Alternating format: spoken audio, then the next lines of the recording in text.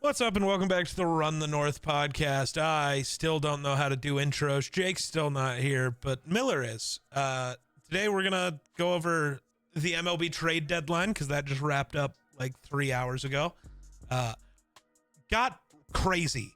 One MLB team traded away like 72% of their active roster.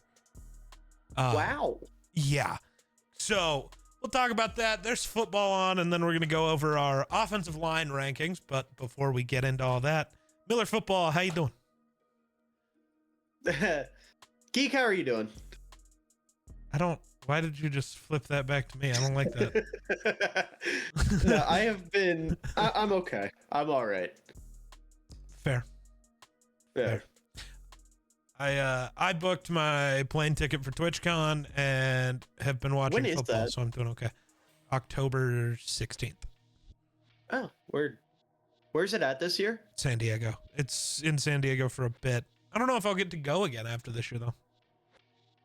Why? Money. I paid for all of this long before I moved. I don't know where I'll be at money next year. I paid for this all in like November. So this is your last chance. Go to San Diego and see the Geek Slays. There you go. In Maybe not October. last chance ever, but last chance. I don't know if I'll get to go next year is the bigger thought. If you see the Geek Slays in public, walk up to him and say, twitch.tv/the Geek Slays. Is that you? And then he will say, uh-huh. And then that will be the whole interaction. That would be awful. Oh, I can feel the awkward already. If I ever meet you in person, that is how I'm addressing you. And then you're just going to walk away? What do you... I'll circle back around, but yeah, I'm going to do a lap. That would be... Film it for content. Exactly. That's a perfect TikTok video. You don't post on TikTok for 3 years and you finally do, and it's just that. Oh my God. goodness. Is that twitch.tv/the Geek Slays? Yes. And then you just leave. That would be incredible and iconic and something else. Not as iconic as Jared Allen's mullet, though. Look at that, man. Real. So last week, had Ryan McMahon been traded when we started the podcast yet or no? No, because you would know because I would have told you, like on the episode. Right. I know Josh Naylor got traded, but the Rockies player. Had a Rocky been traded yet? So. Okay. Because I think you were talking about like the Rockies need to make up their mind if they're going to trade these two guys or get rid of or keep them, and you'd like talked about that. For those guys, I don't know if they made a decision, but the Rockies did trade some pieces. They finally listened. So Ryan McMahon got traded to the Yankees for some pitching prospects that Yankees fans don't care about. Yankees fans, funnily, were really upset that they got Ryan McMahon because, well, he's not that good of a hitter. But their offense has been perfect. They needed great defense. And he came in and immediately made 2 defensive plays that no Yankees third baseman has made in over a decade. And Yankees fans got a little quiet. And then he individually won them a game by driving in all the runs against the Phillies, and then walked off a game last night. And suddenly Yankees fans are really happy that he's a Yankee. It's almost like good players are good players and Yankees fans are stupid. The Rockies also traded Jake Bird to the Yankees later, getting more out of him than what they got for Ryan McMahon, which is really weird, but I'll take it. We got good players. What was his name? Jake Bird. Wow, that's crazy. I guess you could say they flipped the bird. All right. The Rockies. There's my one contribution to baseball. I appreciate you. Then Tyler Kinley, who has been like the worst reliever for the Rockies all year, they somehow got somebody to give us a prospect in return for him.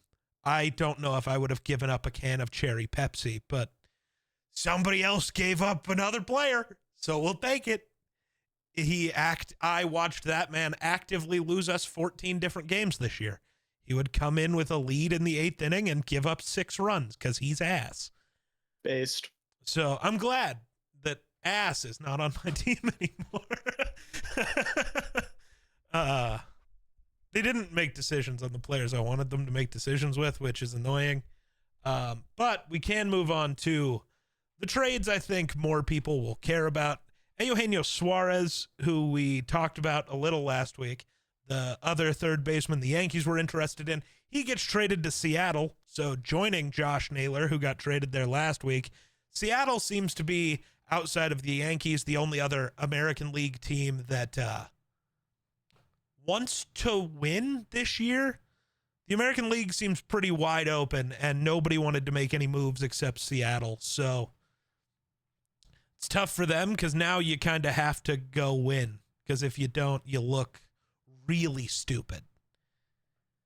And speaking of teams who might look really stupid, the Padres traded for Athletics star closer. I almost said Oakland Athletics, but that's not a thing anymore. They no longer belong to a city. They don't have a city name. It is just the Athletics. Hell yeah. I hate it because they aren't in Vegas yet. So they acquired star closer Mason Miller and other left-handed reliever JP Sears from the Athletics in exchange for Leo DeVries, who was the third best prospect in all of MLB, for a closer who's kind of sucked this year. I think the Padres just got fleeced. This is a very win now move. So if they don't win this year, that's going to look really bad. And it's really tough because they're fourth place in their division currently. They took a big risk at this deadline, and that's going to be interesting. One way or another, we're going to see some good stuff, I guess. Good. Yes. Can you put this in Fortnite terms for me? No. I really thought you were going to say NFL terms, and I was trying to figure it out. See, I knew you were going to think that. That's why I had to keep you Fortnite terms, I got no idea. I got no clue. Andrew Kittredge is being traded from the Orioles to the Cubs. The Blue Jays, shout out Jake, I guess, acquire right-handed pitcher Shane Bieber from the Guardians. So he's going to fit into their rotation awesomely, actually. I think that's a pretty good thing for them. I just lost my page. The Tigers are acquiring Paul Sewald from the Guardians. Woo. Trying to see. There was a ton of moves made really quickly. So the Minnesota Twins are a team who has been in the playoffs each of the previous 4 seasons. Seemed like they were really close to being truly competitive. Got off to a slow start this year, and the Twins decided we don't need baseball players anymore and traded all of them, starting with outfielder Harrison Bader being traded to the Phillies. I don't have full info on what every team received back. I guess it doesn't always matter. David Bednar, closer for the Pirates, got traded to the Yankees. There we go. There's another Twin. Well, the Twins are acquiring outfielder James Outman from the Dodgers in exchange for right-handed pitcher Brock Stewart. So the Twins do get one more MLB player back, which is good because they traded their entire starting lineup. Cedric Mullins gets traded from the Orioles to the Mets, so the Mets are going all in as well. The Padres are acquiring first baseman Ryan O'Hearn and outfielder Ramon Laureano from the Orioles. The Orioles are also selling their team, but that was, for them, the correct choice. But the Padres are going all in and trading their entire farm system, which is a little terrifying. The Marlins are trading outfielder Jesus Sanchez to the Houston Astros. The Twins are sending Carlos Correa back to the Astros, which is weird because the Twins just signed him to a long-term deal, so they're paying the Astros to take back their best player. I don't know, man. Baseball is a thing sometimes. The Dodgers traded for Alex Call from the Nationals. The Cubs are acquiring utility man Willie Castro from the Twins. Oswald Peraza is getting traded from the Yankees to the Angels, and I get that the Angels needed infield help, but maybe not the guy who is the reason the Yankees traded for 2 infielders this week. They were going to cut him, man. I don't know why you gave up any form of assets for a guy who is about to get cut. That's a little ridiculous to me.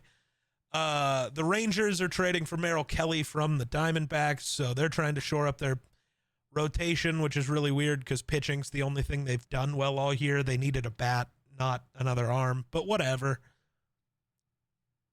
The Royals are acquiring Bailey Falter from the Pirates, so they get some more pitching. The Reds are acquiring Miguel Andujar from the Athletics. Nestor Cortez is going from the Brewers to the Padres. So the Brewers, who are the best team in baseball, are selling at the deadline and not adding any pieces. So I guess we're the best team in baseball. We don't want to win? I don't know. That's really weird to me. It's like, for that one, it's like if the Rams, the Super Bowl year, instead of acquiring Von Miller, traded Cooper Kupp. That is, I don't know. That is weird process. It's just like, oh, you're the best team in the league. You might go win a Super Bowl or win a World Series. Get rid of one of your best players, I guess. It's certainly process. Was there a reason? Was there like something going on in house? That I have no idea. I'm gonna not lie to you. I am not tapped into the Brewers. I get it. Tapped Brewers, yeah, like alcohol. The Reds, who are buying, are also selling as they trade left-handed pitcher Taylor Rogers to the Cubs for some reason. That's how a free market economy works. I guess you have to buy product and then sell it. I guess. The Yankees also acquired Giants closer Camilo Duvall. That's actually interesting. The Yankees might be making a push. I hope it's Yankees Mariners in the championship series, just because I think the two teams trying to win should be the two that get there. You might be the first ever non-Yankees fan to say, I hope the Yankees make it to the championship. Yeah, but they just acquired two of my favorite players. So, like... I mean, that's fair. I just think it's funny because I know nothing about baseball, but I do know everyone hates the Yankees. Oh, I hate the Yankees. But also, they have a couple players I like, and it's not like I can root for my team.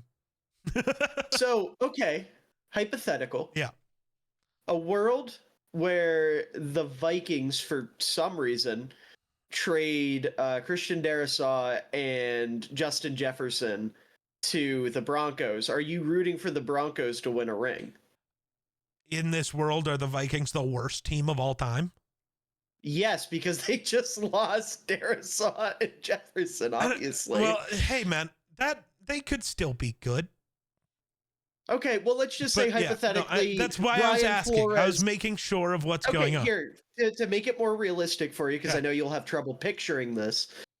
Brian Flores wakes up to that news and goes, I'll see y'all next year, and escapes to Cabo for a year, and they have to bring back not Ed Donatel.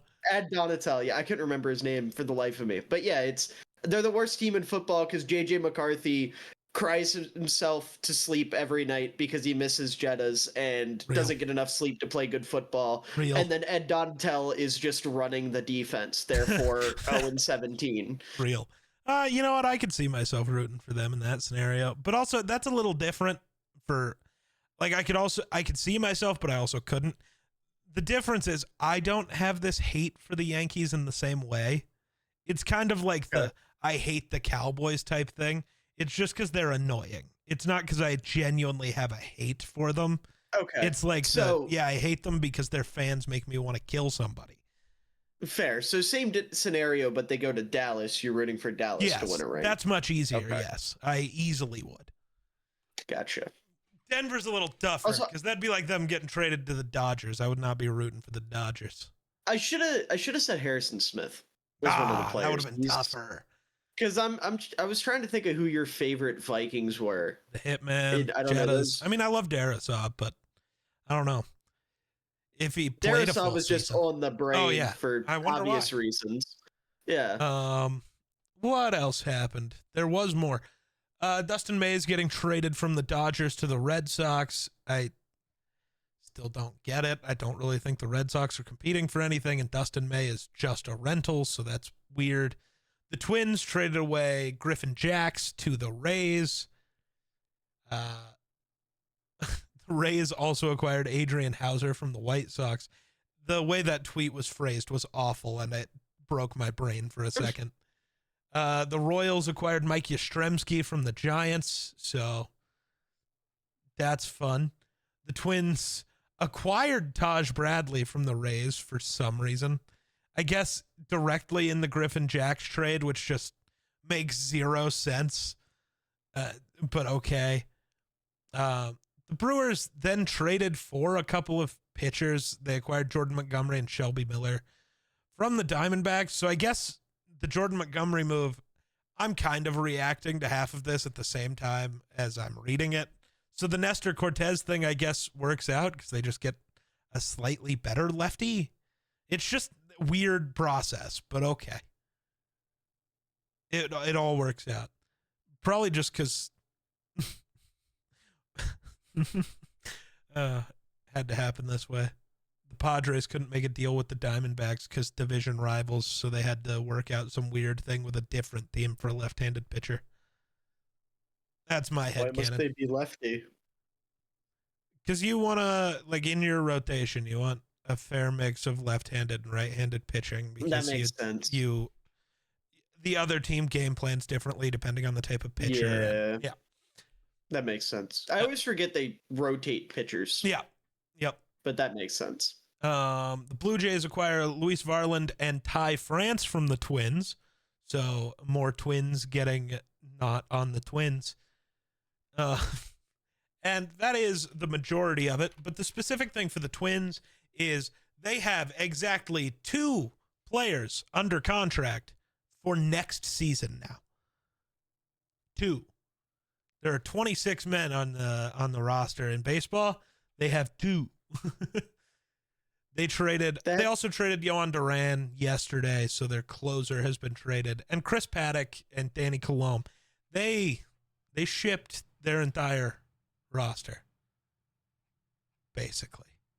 Byron Buxton's still there. So they got 1 player. No, there's a couple other guys. They're just not under contract for the future, which means maybe you should have also traded them. I don't know. Scary. I don't like the decision of this guy could walk in free agency unless you're 100% positive you're bringing him back and you've like had conversations and they want to be back. You trade him. You get anything you can for him. You don't be the Rockies with Trevor Story where he straight up tells you, I'm not coming back, I'm leaving. And you go, yeah, well, we're keeping you for 6 months and then just letting you walk for nothing. Haha. Like, that's not a gotcha for him. That's a gotcha for yourself. You got fucked. But very exciting trade deadline. But yeah, the Twins. My favorite thing is on Twitter right now, Twins fans being like, I don't even play for the Twins, but they just traded me. Damn. Like, damn. Wait, hold on. Uh-oh. Miller's getting a phone call. Is he getting traded? It was the wrong number. Nah. It was the wrong number. That's so fucking stupid. I think that's really all we got. You know anything about training camp? Anything good been happening at Bears training camp? So they are being like evil about recording, and they kicked out one of the big like Bears Twitter guys for recording. Nice. And that's been a whole thing. It came out yesterday that the Bears are only wearing 2 jersey combinations all of next year. I hate that.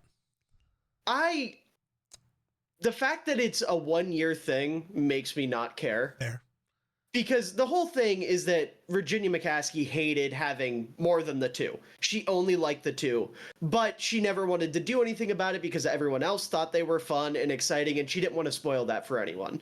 So now that she passed on in January it would have been, her son, who is now the de facto owner of the team, is like, well, we're going to do it for Mom. And like, I can't get mad at that for it being a 1-year thing. It's boring, sure, but something, maybe it's just me being delusional, but something tells me they're going to come out on the other side with like new ideas. And like this is their way of You're like just hoping to get rid of that orange one, aren't you? No, I like the orange Oh. one. I would just like to see something different. Have you? Okay, if I say the 1947 throwbacks, does that mean anything to you? Is that the like solid orange blocks? Yes. Okay. Yes, the solid orange numbers. I would get rid of every jersey we have if we could have them. Those are my favorite Bears jerseys of all Can time. I be honest with you? You think those should just be the home uniforms? I think that the Bears could totally rock the just two uniform idea if they went with those and the current like away throwbacks. The like striped helmet. I love those. See, I like our white jerseys, like our plain whites. I know but those ones are better. I own disagree. one. I know you do. Yeah. I also own 2 of them, but I also own like 4 of the normal white ones, and I really like them. But no, I'm hoping that they come out on the other side with that, and then obviously with like the rivals thing that they're doing, that apparently every division's getting one. Yeah, I hope that ours is different, but I know it's just going to be some sort of twist on Navy. No, I think it's just going to be those. that's going to be how they twist the orange ones. I was going to I wouldn't hate that. I don't know what they'll do different, but I think it'll just be a version of the orange. Yeah. I am less excited for the rivalries currently because it seems like at least three of the teams are just going with a blackout, and I hate it. Yeah, I think just do something cool. The Dolphins kind of hinting that it's not going to be Miami Vice has me ready to burn down the city. However, Arizona making theirs desert themed. Arizona might save it. Arizona and Buffalo might be okay, though I hate a whiteout for a team that already wears all white all the time. Yeah. That's not special when it's just what you normally wear. But other than that, Luther Burden's been killing it, which is great. Nice. Caleb had a really good day today in what was supposed to be their hardest day of padded practice yet. I saw the dumbest tweet the other day. So there's a Vikings insider that I follow who tweeted that like the other day it was a rough day for JJ and the entire offense. That's going to happen. It's training camp. Like, that doesn't bug. If it was a report that every day JJ sucked, sure, I'd be concerned. But like a week in and it's finally like, today was not a good day. It's like, you know what? That was going to happen eventually. Okay. But it's like, it wasn't a good day. You know, a lot of dropped passes, but also some bad misses and pressure was eating him alive and all sorts of stuff. And that's not the tweet that was bad. It's the comment right under that. That's a little disingenuous. It wasn't a bad day of practice. It's just the worst he's had so far, which is the exact line from the tweet about. It's like, what the fuck are you mad about, dipshit? And also, it kind of was a bad practice, and that's okay. You're allowed to have those as what is basically a rookie quarterback learning the football going against a Brian Flores defense. Cool. You got. I don't care. Like, people don't realize how bad it would be if every tweet coming out was the Vikings offense won today. Yeah. If every day they're winning against Brian Flores' defense without fail, something's going on in the defensive room that needs to be addressed tomorrow. Yep. Like, you should have days where your offense wins, your defense wins, whatever, because at the end of the day, these are all professional athletes. If they're playing at their best, they're going to get each other every here and there. It's just like with the Bears. The offense hasn't looked good. First of all, that's okay. Normally, the defense just wins early in training camp. Yeah. They just do. Yeah. But also, good. Because that means they have to figure some shit out. And that means they're getting coached up. I think that's good. I will say, there was one report that came out that fucking pissed me off because of how inaccurate it was. Oh, no. Because there was a report that Luther Burden got tossed out of practice, like the first padded practice day, for not getting set correctly. He got pulled off the field for like 3 plays because they were doing installs and he wanted everyone to be right. So they put Zacchaeus in because he's a veteran and knows the cadences and whatnot. They got it set up. And then they put Burden right back in. But for some reason, it was reported like Luther Burden was fucking banished And now Burden apparently is like the standout on offense other than Caleb in camp, which like I don't care about camp shit. That doesn't really matter to me. But, Yeah, fair. the hell was that play? I'm. Sorry, I got the I need to pull that game up on on this over monitor. here. Yep. I'm I've got trying to look through more Vikings training camp stuff. All I know is currently, Hargrave and Allen look awesome, and that has me excited. Well, that's good. Because like I keep saying, well, Dallas Turner looks good too. It's like I know he was going to. He's still not going to get as much playing time as I would hope. Because you have Grenard, who's just never coming off the field, because obviously, and then Van Ginkel, who why do you want him off the field? Yeah. Like it's to me, I'm just happy that Dallas Turner's like 21. So it doesn't hurt me when he doesn't get extra reps these first 2 years. Like, yeah, it sucks. But also, we've seen the flashes. I'm kind of cool with it. The other guys are really good. Cool. I don't know. I don't see anything else crazy. I was hoping to see something crazy. Medalist got re-signed, so that's good. Saw that. Oh, Scary Terry requested a trade, whatever. He ain't going nowhere. I don't care. What? I thought the new ownership wasn't going to be so fucking stupid. No, I'm with you. Well, he's about to turn 30. You're signing him for 4 years. He's going to be fine for 4 years. I think it's less about the age and more about the fact that he wants like top 5 receiver money. They specifically said it's because of his age. Oh, well, and he's worth less because of his age. It's not that they don't think he's worth top 5 money. It's he's too old for top 5 money. What? Oh, I love how bad the Lions are. It makes me happy. You'll see behind. it. You'll see it. I was gonna say it's fourth down. Are they gonna convert on a fake punt? Well, no. I'm just gonna let are they gonna jump off sides on the punt? Oh, are they gonna muff this punt? Worse? I don't know. They're about to punt it. Yeah. Oh, is it gonna be a muff for 6? Let's go. Almost. Please. No. You absolute idiot. Who are you? I don't know. Who the fuck? Not only did Bro muff that punt, but he let himself get tossed 5 yards after the fact. I get that you called for the fair catch. Just move out of the way, dude. Right. Don't or like try catch it. the football. Well, but the position he was in, he wasn't in position to catch it, so just catch it. Or are they saying that he didn't? No. Oh, okay. The next play, when it finally happens, the first offensive play for the Chargers. It's nothing bad. It's just sad. Okay. Jacoby Keeney James is who muffed that. Never heard of him. Get ready to learn free agent, bud. I don't know. Maybe he like bit somebody in practice. I think Dan Campbell would keep him then. Ooh, maybe. Trey? Oh. Was that Trey Harris? He's wearing 87. Trey Lance. Oh. Trey Harris is wearing 9. Okay. I was like, who did he... I didn't know who he threw to, so maybe. But, I'm not sure offhand either. But it went through his hands. That should have been a touchdown. Hold on. Not important.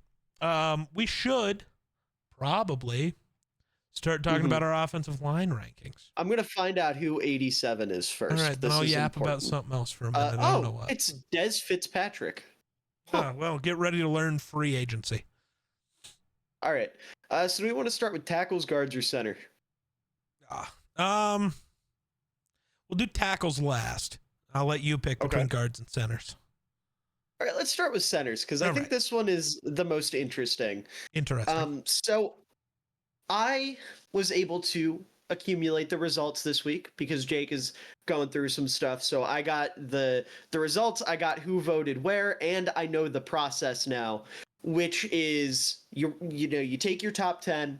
The way Jake has been doing it is number 1 is worth 10 points, number 2 is worth 9 points, number 3 is worth 8 points, so on and so forth, all the way down to 10th place, which is worth 1 point, right?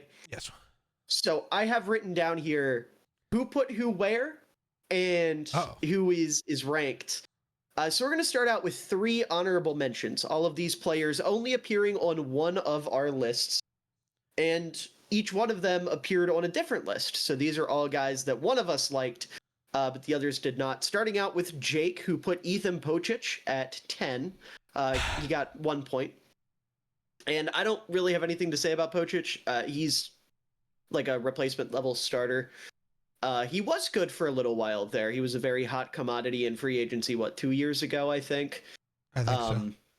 But, he benefits a lot from really good guard play around him with Batonio and Teller. And I mean, he's fine. He's not bad. He's not a net negative by any means, just not necessarily a standout player for my money. Geek, if you have anything else you'd like to add. Not really, no. Not for that one. Well, you might want to add to this one. Because our second honorable mention with 2 points was Aaron Brewer, who you had at number 9. I thought you were going to tell me a different guy didn't make it. Okay. I was expecting my number 10 spot to be the guy you said wasn't here. But okay. Aaron Brewer, I mean, he's like the only good lineman that the Dolphins have anymore. Yeah. That's about all I got. Like, he's great for what the Dolphins do, and I don't know. I was struggling at the end of my center list. I'm not gonna lie to you. Fair. I mean, yeah, small but mighty, good run blocker, way better at finishing than you'd expect from someone who is only 6'1". He's that small? I knew he was small. I didn't know he was that small. He's tiny, dude. Damn. 6'1", 272, if I'm not mistaken. 2 5'9" guys talking about 6'1" being tiny is just funny to me. I'm sorry. Well, yeah, relative to his peers. Yeah, I was gonna say there's a reason we're sitting here and he's playing in the NFL, but Yeah, and not only that, neither of us were centers. Also true. So I was a nose tackle and he was a kicker. True. But yeah, Aaron Brewer, like I said, decent enough pass blocker, good run blocker. And then the other honorable mention was one of my guys in Tyler Biadasz, the center for the Commanders, formerly of the Dallas Cowboys, who I had, let me double check myself here, ranked at number 7. And he did not make the list, off by 1 point. Crazy. And I mean, he's not like a good athlete by any means, but he's just good all around. There's nothing he can't do. There's nothing he's bad at per se. It's just when you watch him play, he's not dominating the guy across from him. He's not lighting somebody up at the second level. He's not reach blocking like a fantastic football player. He is just solid. Yeah. And honestly, like, being a solid center is one of the better things you can be, because at the end of the day, with the center position in the NFL, especially the way it is utilized by a lot of offenses, unless you're in like one of these wide zone offenses where you're asking a lot of those guys, and we'll talk about a couple of them here in a minute, you just need to stand your ground as a run blocker and then be able to chip in as a pass blocker. And Tyler Biadasz is the textbook definition of being able to do that at an above average level. But at number 10, this one came as a little bit of a surprise. Geek didn't have him in his top 10. I didn't have him in my top 10.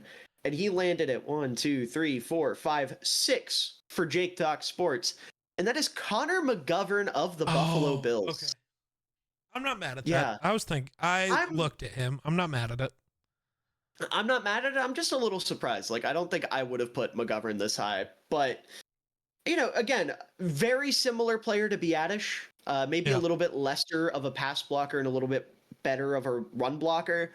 Super aggressive guy who makes up for not being super big with aggression and physicality. I don't know. Really good anchor. Goodness, I cannot talk. Pad level isn't fantastic. But other than that, he's part of a really good offensive line in Buffalo.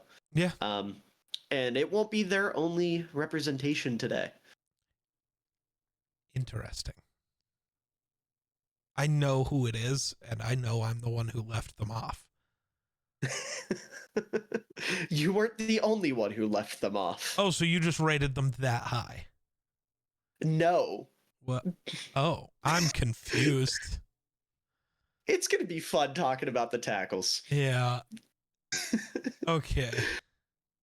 But yeah, Geek, do you have any thoughts on Connor McGovern? I mean, like you said, just a solid center. I think compared to Biadasz, him being solid is a little more impressive. The guard play around him is Sure. much lower quality than what's around Biotish. At least specifically because of one man on that Commander's O-line. So Yeah.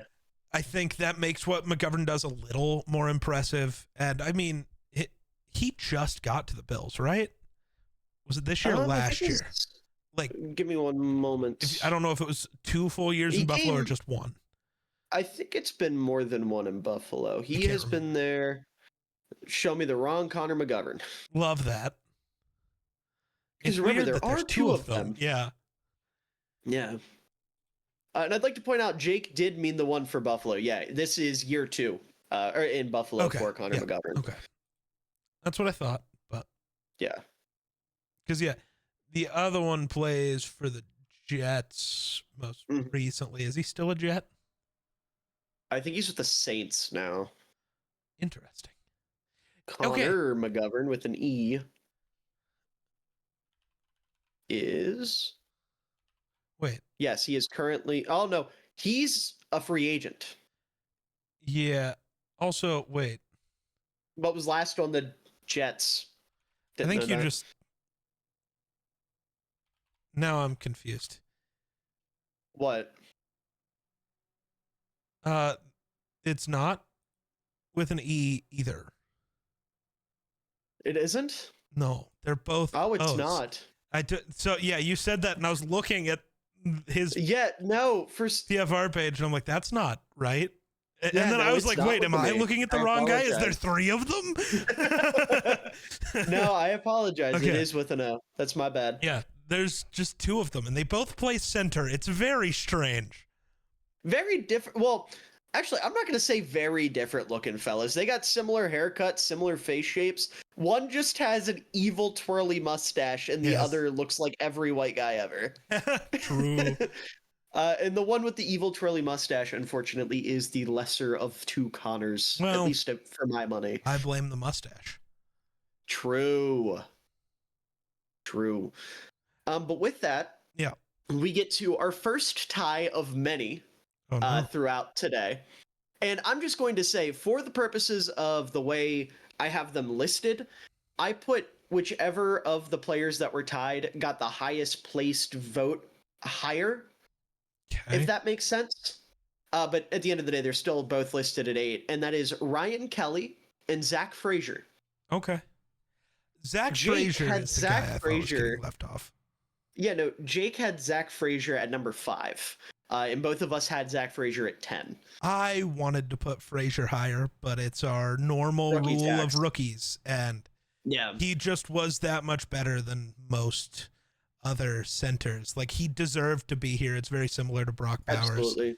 I think there's probably another rookie that we're going to talk about today who also, he'll get talked about. Whether he actually made the 10 or not is. And I will say there's another rookie at center that isn't going to get talked about, but should in why am I bringing him up if his name's escaping me? Hold on. Yeah, why are you bringing up a guy who I also can't think of? The Tampa Bay Buccaneers, Graham Barton. Good God. Yes. Yeah, Graham Barton was awesome last year as well and will not be talked about. First round pick, absolute stud at center. But Zach Frazier was even better than Graham Barton as a rookie center. Someone that I was not very high on, and in hindsight, I should have been, because he is everything I like in a center and also went to West Virginia. So why on earth would I, as an old school football fan who is a fan of the West Virginia Mountaineers, not love Zach Frazier? I don't know, but I'll happily say I whiffed, because this dude is one of the best run blockers in the league already. Smart beyond his years when it comes to reading out defenses and understanding, positioning and understanding how much time he has to get a guy away or how much time he has between getting support and being on an island, things of that nature. Super quick off the ball, super strong hand fighter, just all around an awesome center. Well, he also gets weirdly in this case, the benefit of being at least physically like an exact replica of Drew Dahlman and going into Arthur Smith's offense. So that is a benefit. Sometimes there are just specific types of players that work perfectly for an offensive coordinator. Miller is dying. He apparently tried to inhale his Coca-Cola or whatever the fuck that was. Went down the wrong pipe. He tried to inhale his whatever Ooh. canned beverage. Oh, okay, we good. No, I'm just getting choked up talking about Zach Frazier, man. He's such a good football player. But no, I'm such a big fan of his game, and honestly, we talk about the rookie tax. As far as centers go, there's really not a lot of guys who come in and dominate and then fall off a cliff unless injuries or something play into account. Whereas with a lot of these like skill positions or quarterbacks, whatever it may be, there is a lot more variance there. I was going to say, linemen in general, if you're good as a rookie, as long as something doesn't go catastrophically wrong, tackle's the weird one where like you can come in and look really good and then immediately be bad. I can't think of anyone like that off the top of my head. Well, I can't think of anything off the top of my head because we started a recording, so now I don't remember how this works. Fair. I don't know. But yeah, Zach Frazier rocked. And then Geek, I'm going to let you take the floor with your boy, Ryan Kelly, also here at 8, who peaked on your list, if that wasn't apparent, at number 7.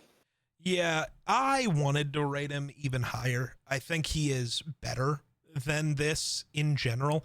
The issue is we've talked about like injury tax before. I mean, 2023, he was an all-pro and one of the best centers in the sport. But last year, he wasn't completely out and didn't miss the entire season. He was still good when he played, but there was some injury. He is also older. And for me, like we've talked about, when I'm projecting, I am projecting like how they will be in the future and not just going off of last season.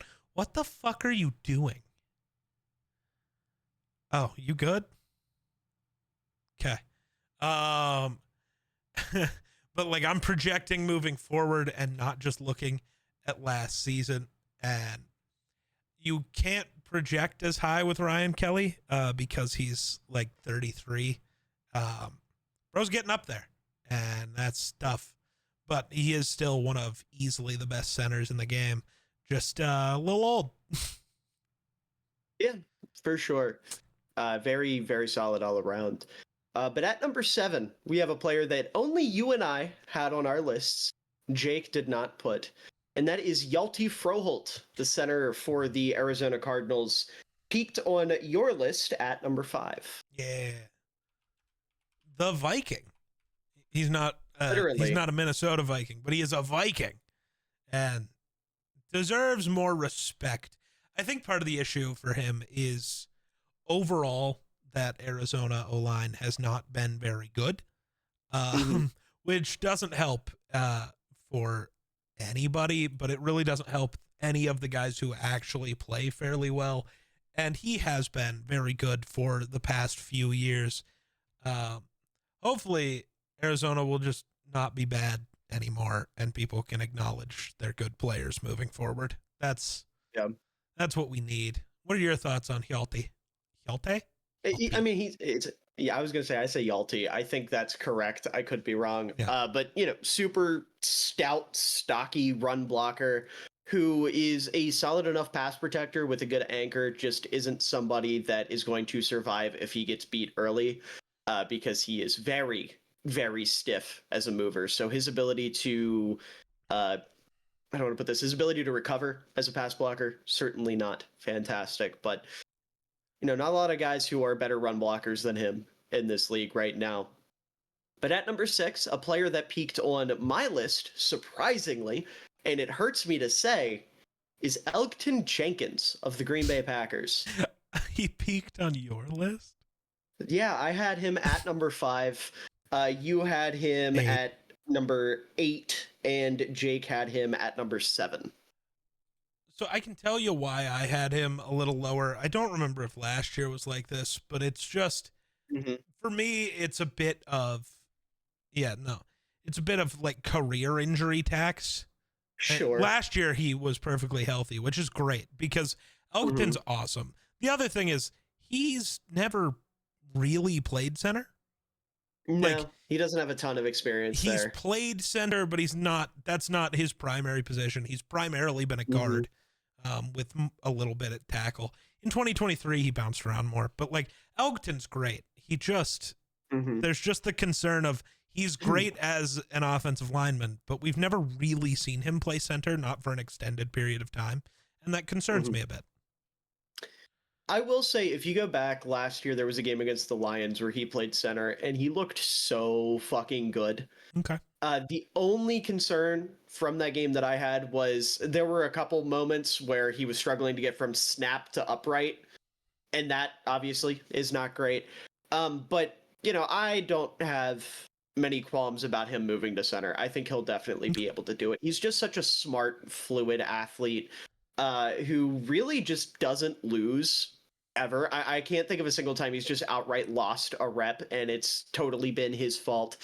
You know, he's technically refined, good run blocker. Just another one of these guys that's all around very, very good, but also has the athleticism to back it up and the ability to be a little bit more dominant than some of the guys we've already talked about. But very big fan of his game. Hate that he's in Green Bay. Right now, he is... or I don't know if he's still not practicing, but he wasn't practicing for a bit, and he's having some contract issues. So fingers crossed that he goes elsewhere so I can become a true fan. Real. Because if Elgton was on any other football team, I would be a very, very big fan of his. But unfortunately, he is in Green Bay. So real. But moving into our top 5, we have a member of the best offensive line in football, Cam Jurgens of the Philadelphia Eagles, who once again peaked on my list at number 4. I think I had him at 6. Correct? Yes. Yes, you had him at 6. I had him at 4. Jake had him all the way down at 8. I think that's crazy. Yeah. Because I think he's obviously not Jason Kelce. Nobody is going to be. Jason Kelce might be the greatest center to have ever lived. Like, that's not a fair thing to compare him to. But a lot of the things that Jason did became something that Jalen started doing this year, like changing like the protection and stuff. That was a thing Jason did, but Jalen took over that. But Cam also had to step up and do things that Jason didn't always have to.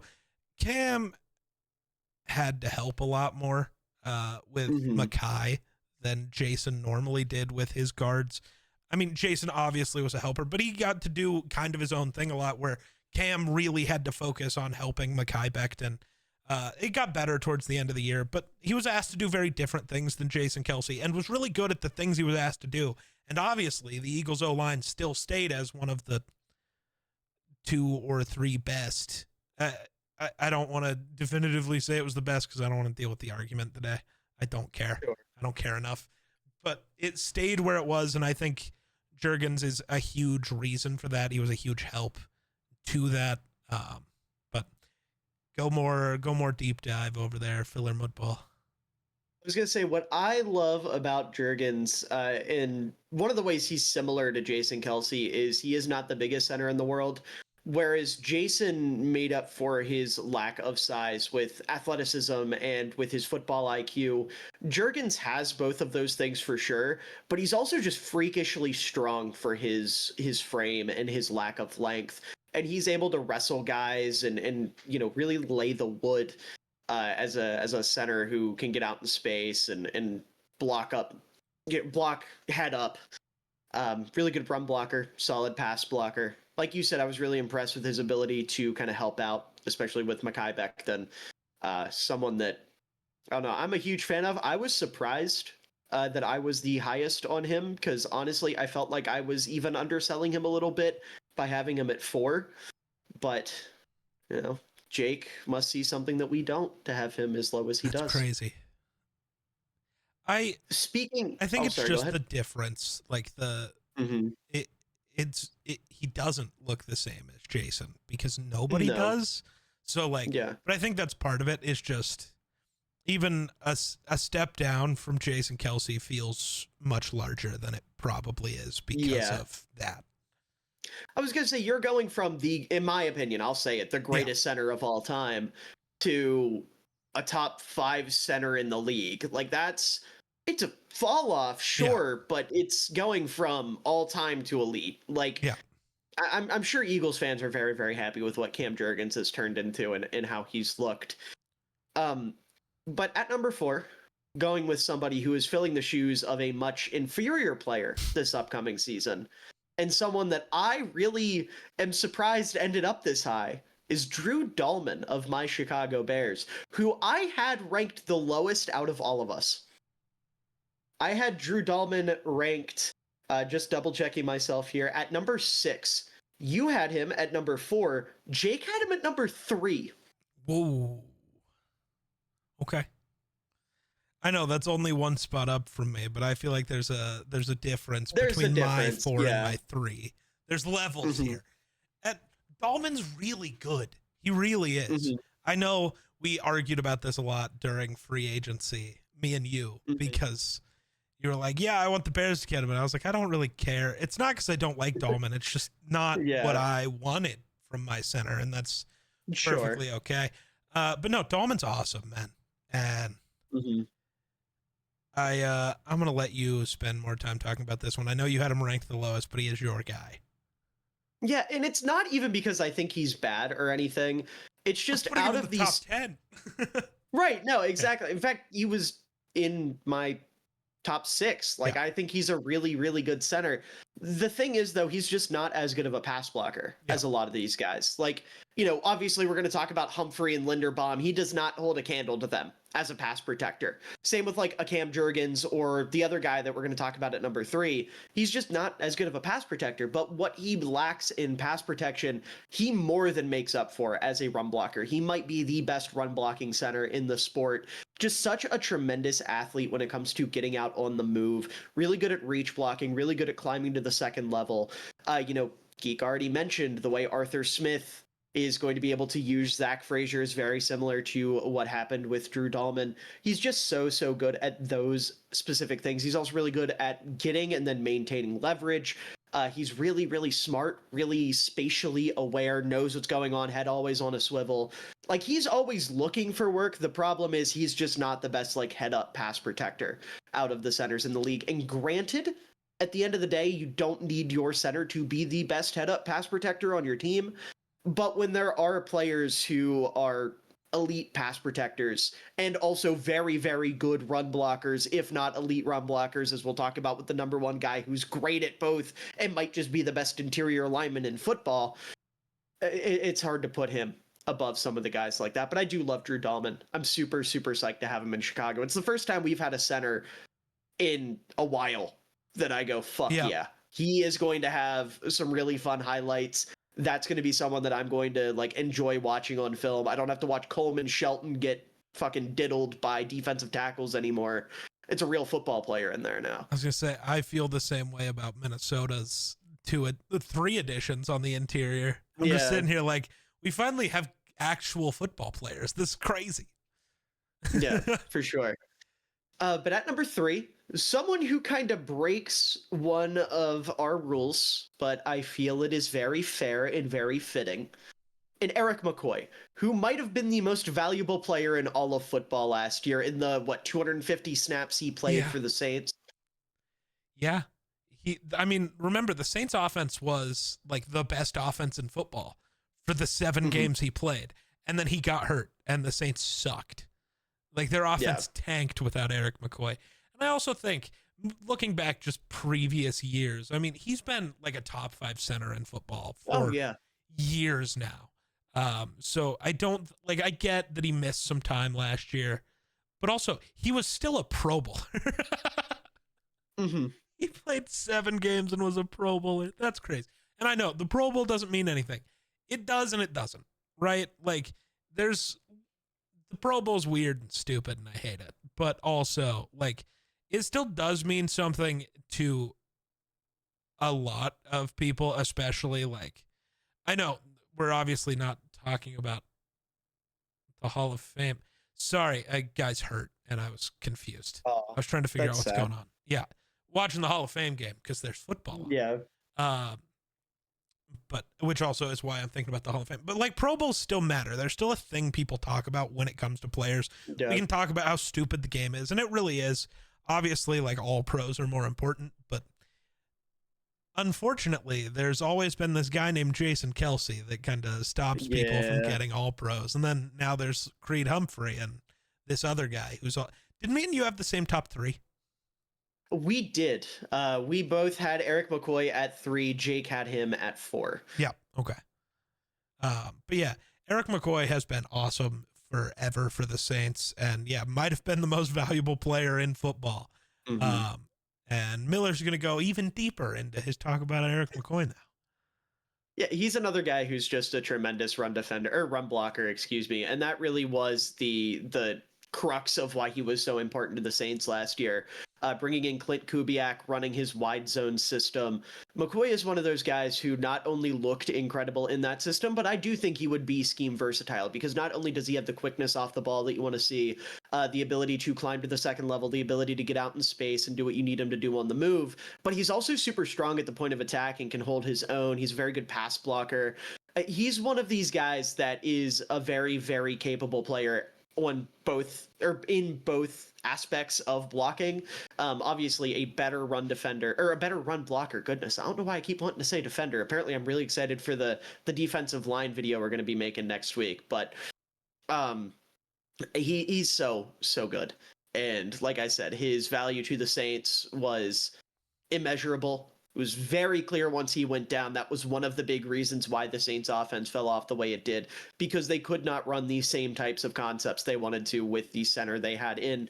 I don't even remember who it was, but it was not as good as Eric McCoy, whoever it was. But now getting at the number 2 center, I will say number 2 and number 1 were consensus across the board. We both had, or all three of us had the same number 2 and number 1. But at number 2, we have Tyler Linderbaum of the Baltimore Ravens. But he's small. How could he possibly be here? He's barely first-round draft pick worthy. No, well, he was good in college, but he's tiny. Good ball. What happens when he just ends up being like Garrett Bradbury instead of like Jason Kelsey? What happens then? You know what the difference is between him and Garrett Bradbury? I don't know if Tyler Linderbaum has a background as a wrestler. He probably does. Most interior linemen do. But he's like a freak at the line and can like just maneuver and finagle his way around defensive linemen and literally wrestle them to the ground. Whereas Garrett Bradbury is just kind of Yeah. No, this was just the joke because it's been. No, I know. Especially for me, because during what draft was that? Like, I can't remember what year, but I know that was the Lewis Cine draft. No. That was it later? That was the same. It was the Lewis Cine draft. It was the first Quessy draft. 22. Yeah. Good God. Yeah, because I remember. Yeah. I just want to say Linderbaum has a high school wrestling record with 122 wins. So yeah, he was a high school wrestler. He was all right. He was all right. Doesn't surprise me. But yeah, 122 wins in 3 years with 5th and 3rd place finishes in the Iowa State wrestling tournaments. Oh shit, in Iowa?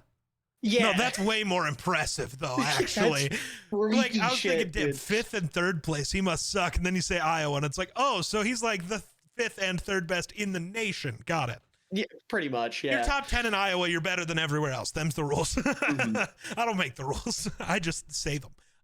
But yeah, I remember during that draft being the guy who's like, I want him in Minnesota to replace Bradbury. And the argument kept being, but he's just as small as Bradbury. It's like, yeah, but they don't play the same. He's way too good at everything. And I was right. And somehow the Ravens keep ending up with these guys who are just way too good at everything, who fall for no reason. I blame Miller. How's it my fault? I don't know. You're just here. Because I live in Maryland? Is that why? Yes, got him.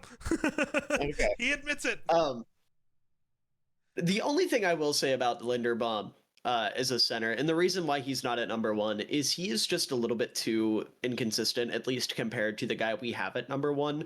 And not in the sense that like you're going to get a different Linderbaum every week or something like that. But when you watch his film, the lows are really low, where that size will come into play and he will get beat because of one thing or another, but they're not consistent. Right, they are kind of sprinkled throughout every here and there. Whereas the guy we have at number 1, who we'll talk about, is just an indomitable freak who does not lose. But Linderbaum, I mean, he's a freak in his own right. Super athletic, really good at breach blocking, really good at getting out into space, really good at climbing to the second level. There were a lot of runs last year where the two most important players on the Baltimore Ravens were not Derrick Henry, were not Lamar Jackson. It was Tyler Linderbaum and Pat Ricard, where Linderbaum would uproot a 360-pound nose tackle, wrangle him to the side, open up just enough daylight for Ricard and Henry to scooch through. Ricard would pop the linebacker, and then Henry's breaking off for 40, 50, 60 yards. And it's so awesome to watch the way those two work in tandem. There's not a lot of really good like center fullback tandems in the league right now. And watching Linderbaum and Ricard is so fun because they work off of each other so well and almost like have. I know I'm probably making this up in my head a little bit, but also I don't think I am because nothing with the Ravens is coincidental. But they have like such good unspoken chemistry when they're running like trap plays or just running the ball towards a gap that Linderbaum is meant to open up. So I love watching. He's probably my favorite center to watch just because it's sprinkled in with Ricard, but I wouldn't go as far to say he is better than the number one center on our list in Creed Humphrey of the Kansas City Chiefs. Because, of course, someone from the Kansas City Chiefs is the best center in football. Why wouldn't he be? Well, I mean, the Chiefs really only have like two good players now. That's not true. But two guys who can consider the best at their position. That was more of what I meant. Well, I don't know. They have two. Three. You don't think Chris Jones is in the running for best defensive tackle in football? No. No. You don't think he's at least like top two, top three? Well, he's top three, but it's also one of those things like you might think like McDuffie is top 3, 4, 5. Mm-hmm. But he's not close to Surtain. Like that's the thing. So it's like, but I don't think. Does he have an argument for one? I don't personally think so. Maybe. I gotta disagree. I don't know if I actually believe that. I'm trying to think. I forgot he thinks existed. You forgot. Yeah. Me thinks I forgot a little bit, but also as much as I don't know, maybe he's a piece of shit. Dexter Lawrence is really good. No, I would say those are 1 and 2, but probably. I don't know. That's irrelevant. That's for another video. We'll get there tomorrow. Yeah. Well, next week. Tomorrow. Whatever. Same thing. Oh yeah, special episode coming out on Saturday. No. Damn. I have to talk about the Raiders tomorrow. Yeah, we should do this instead. No. Actually, the Raiders are worth talking about now. It's weird. Yeah. But anyways, Creed Humphrey. Oh, I thought you were taking over now. I mean, I can if you want me to. I figured you'd want to say your piece, and then I could. I forgot what has happened. Say here. Anything. Creed Humphreys. Well, I mean, obviously, I think it was consensus among all of us, and I think it's consensus basically among anyone with a brain. I mean, there were arguments 2 years ago. 2 years ago about whether Creed Humphrey was like better than Jason Kelce. I mean, that really should tell you all you need to know, and he just has never slowed down, which is impressive. I mean, the Chiefs have had so many offensive line problems. They have one like bright spot. They kind of had two, but now they just have the one bright spot, and it is Creed Humphrey. Now, Miller, go ahead. Yeah, I mean, as far as centers go, he's got the best anchor in the league. You cannot move this guy when he gets down and in position. He really just doesn't let anything get by him at all as a pass protector. And then in the run game, he is an absolute mauler, really good at getting out in space, especially on screens. He does a great job of getting out in front of guys like Rashee Rice and just flattening linebackers, corners, whoever it may be that gets in his way. One of the smartest players in the league, easily. Both in terms of being able to like assist in checks at the line and whatnot, but also just his football IQ, his understanding of stunts and blitzes and twists and whatnot. He's really good at redirecting and kind of coaching on the fly and making sure that things can get handled. Just super consistent, I would say elite in both phases of offense as a run and pass blocker. And honestly, I think is very easily in the conversation for the best interior lineman in football. Don't know if I would personally say he is, but definitely in that conversation for sure, which is nice to see a center. Yeah, But for sure. with that, guard time. Guard time. Go ahead and jump into that. We have 3 honorable mentions here. Once again, each of us put somebody on our list that the others did not. Crazy. So we're going to start out with 2 guys that each had 1 point, so 1 10th place vote. And that was Dominic Puny of the San Francisco 49ers. Well deserved. Absolutely. That was Jake. Oh. Yeah, surprisingly, I did not put him. I love Dominic Puny. He's so good, and I'm glad that someone mentioned him because Puny's a freak. He was so good for the 49ers last year on what was a really bad offensive line, and is definitely somebody that you can get excited about for the future. And then the other player who only got 1 10th place vote was, unfortunately, Geek's favorite side. Yeah. I tried to have some fries with that. No, it's so fair that he didn't make your guys' list, though. He was super hurt last year. Yeah. And, like, there's still a chance he, like, misses time to start this year. So, like, I totally understand it. I'm not going to lie. I was struggling to think of guards, and I was just like, you know what? He's really good. I'll argue it.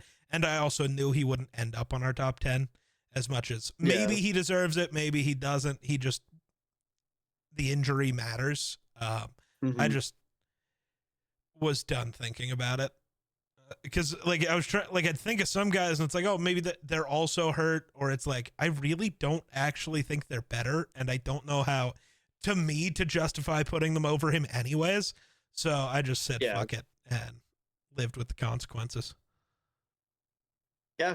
And then the other honorable mention, who was at my 9th place spot, was Kevin Zeitler, now of the Tennessee Titans, who is Mr. Consistent. Old, but very consistent. Yeah. Fun fact, only current active offensive lineman who has over 200 career starts. And he is one of 36 offensive linemen in NFL history to reach that mark, which is crazy.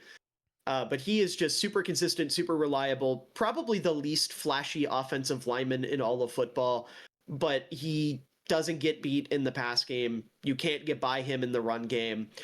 He's so reliable, so consistent, so good. Glad that he got out of Detroit. Wouldn't wish that upon my worst enemy. Real. But very, very good guard. But moving into our top 10, we have a player at 10 that I did not have on my top 10 list, but Geek and Jake both did. And neither one of them knew how to spell his name, which I find very funny. And Elijah Vera Tucker. Not Elijah, Elijah. Oh, it is with an A, isn't it? Yeah.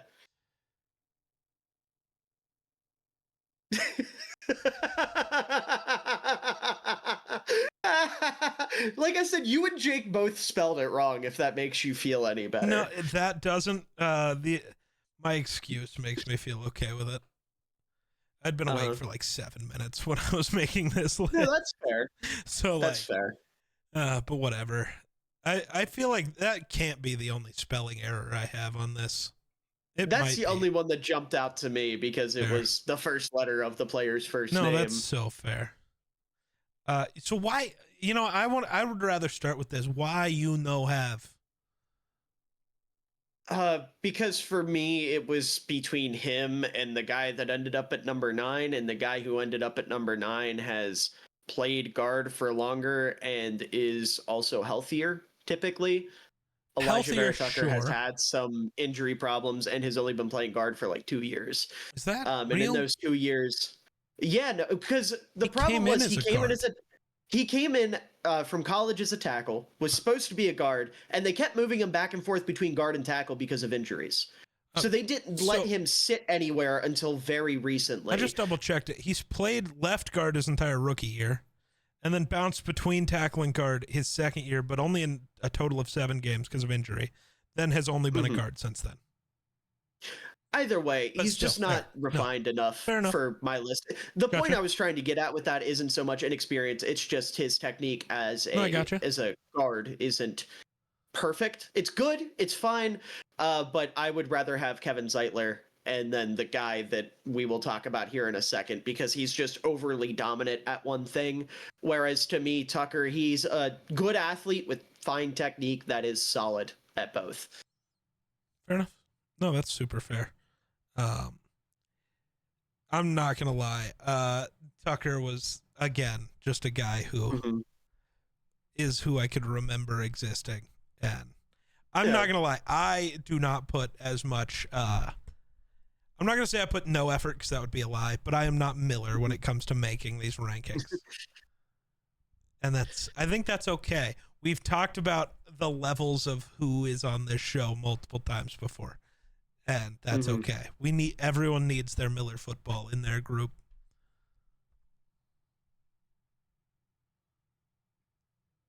Stop dancing. Talk about number 9. Number 9, Yeah, at Marge. number 9, we have a player that I had at 10 and Jake had at 7, and Kevin Dotson of the Oh, LA Rams, who is just a freak run blocker, one yeah, of the best run blocking guards in football, absolute battering ram of a human being, and as a pass blocker, not the most fluid guy in the world, kind of like Yelty Froholt, who we talked about with the Cardinals. But he does have a fantastic anchor, so you can't bull rush him. You have to beat him with swims and what have you.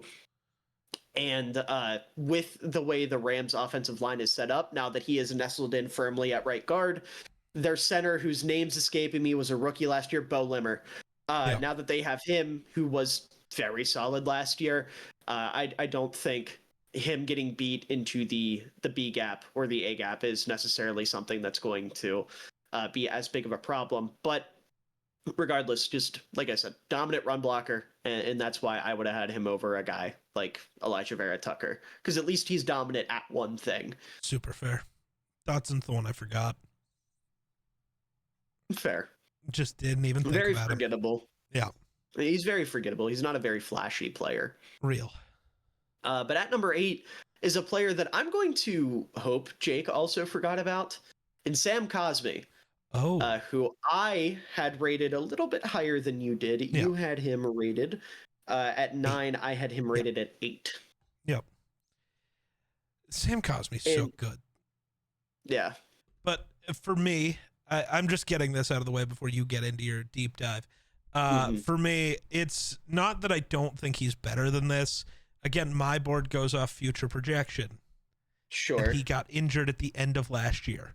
Yeah. Very bad, if I remember right. So, ACL tear yeah. or So, Achilles tear. Actually, let me double oh, check so that. It he's just was not playing this year. apparently he's supposed to be back by mid-season. That's crazy. Yeah, it was a torn ACL in the divisional round. Okay. ACL makes that different. So he will play this Yeah, year. it wasn't Okay. Achilles. It was ACL. If it was an Achilles and they were saying mid-season, I would execute somebody. There's no way. He's not Yeah, no, pulling it a was Cam ACL. Akers. That was fake. I still don't know how that happened.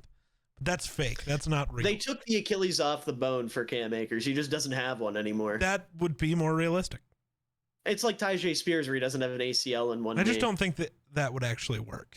But I don't think it would either. But I'm not a doctor. I don't know, man. I watch Lineman. I don't watch bodies, ligaments, okay. tendons. Bro I is was trying to fill time. You were at your phone. yeah, true. This guy's I've back been on at his my phone. Well, yeah. How else am I supposed to be looking at my list? No, I know. I'm just giving you a hard time. Golly. You know, I'm going to go This get guy- my iPad, be on my phone and my iPad. Fuck you. Easiest rage bait of all time. Because I'm just angry, Miller, all the time. Everything I know sucks you are, and I'm it's so unhappy. funny.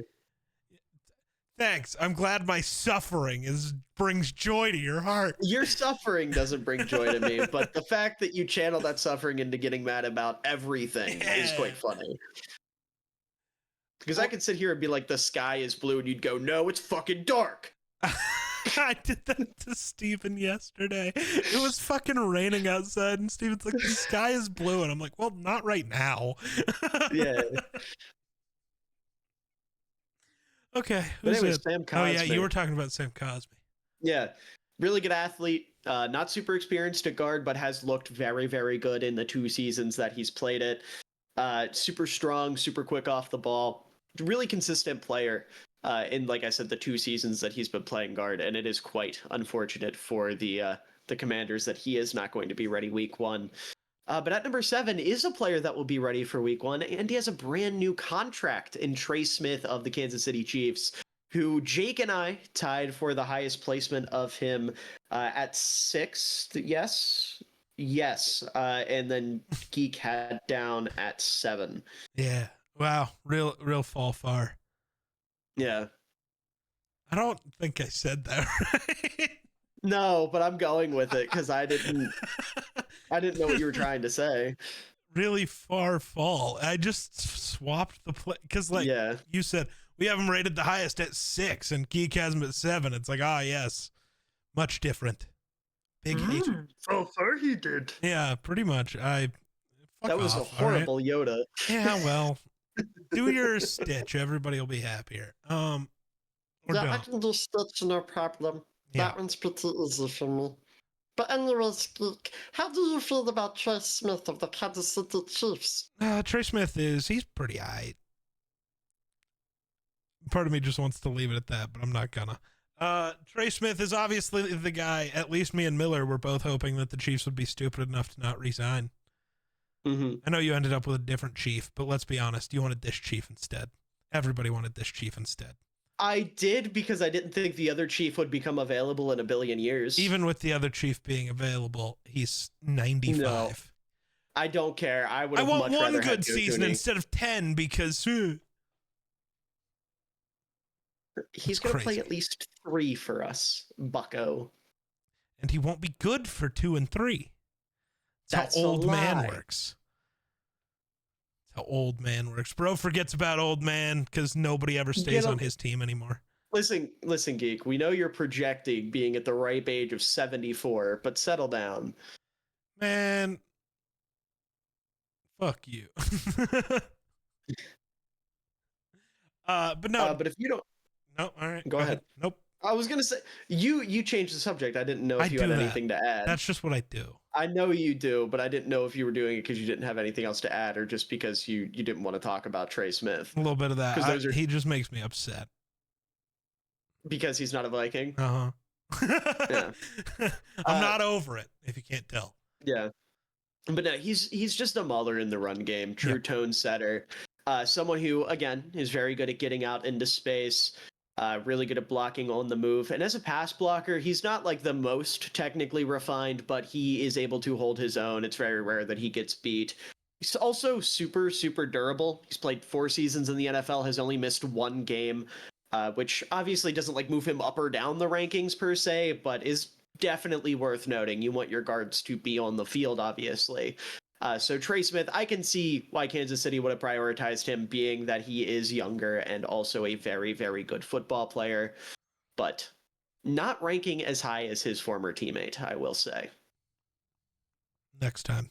I'll make sure to leave Tooney off next year. I don't care if he's the greatest offensive lineman to ever play. I'm leaving him off next year out of spite. That's crazy. But at number 6 is another Smith, and Tyler Smith of the Dallas Cowboys. Better Smith. Yeah, who, ironically, we all had ranked 1 spot descending from each other. So I had him at number 5. Geek had him at number 4. Jake had him, or I'm sorry, Geek had him at number 6. Jake had him at number 7. If I could do math. Bro is struggling. I am. Tyler Smith is a great guard. Part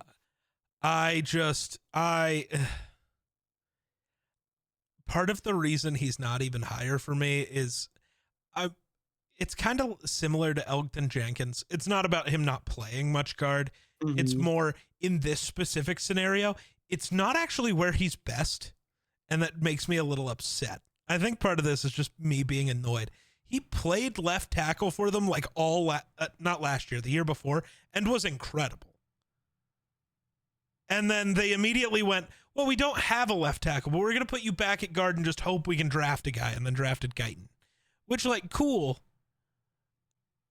But, and like, that's, again, not a shot at his ability at guard. He's just a better tackle. I don't think I agree. I think his skill set is a lot better suited for guard. And this is something I've been on since he got drafted. You know, when he was coming out, I had him projected as a guard. I thought that was the proper projection for him. And I'm going to stay firm on that. I think he is much better as a guard than a tackle. But as a guard, like, he is top 5 in the league, in my opinion. Obviously, he lands here at 6. But, really good athlete, really good anchor, fantastic power, especially in his hands. Like, you look at some of these guys when they make that first contact with the defensive lineman, he literally punches dudes in the chest and sends them flying back. Like, his power is absolutely awesome. As a pass blocker, and then as a run defender, he is a true mauler.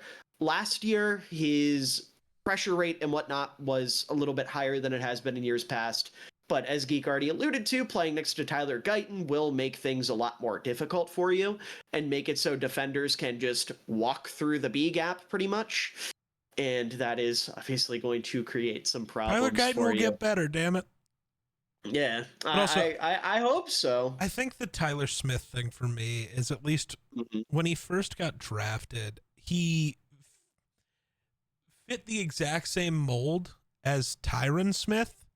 Like, they're the exact same size. They're good at a lot of similar things. And, like, I get, well, he projects better as a guard. A lot of people thought that about Tyron, too, except when he played tackle and was just great. And to me, it's just, maybe he is, like, he does project slightly higher as a guard. But to me, when you're looking at a guy like that, when left tackle is so important and you can get a way more than above average, like, he is a very, very good tackle.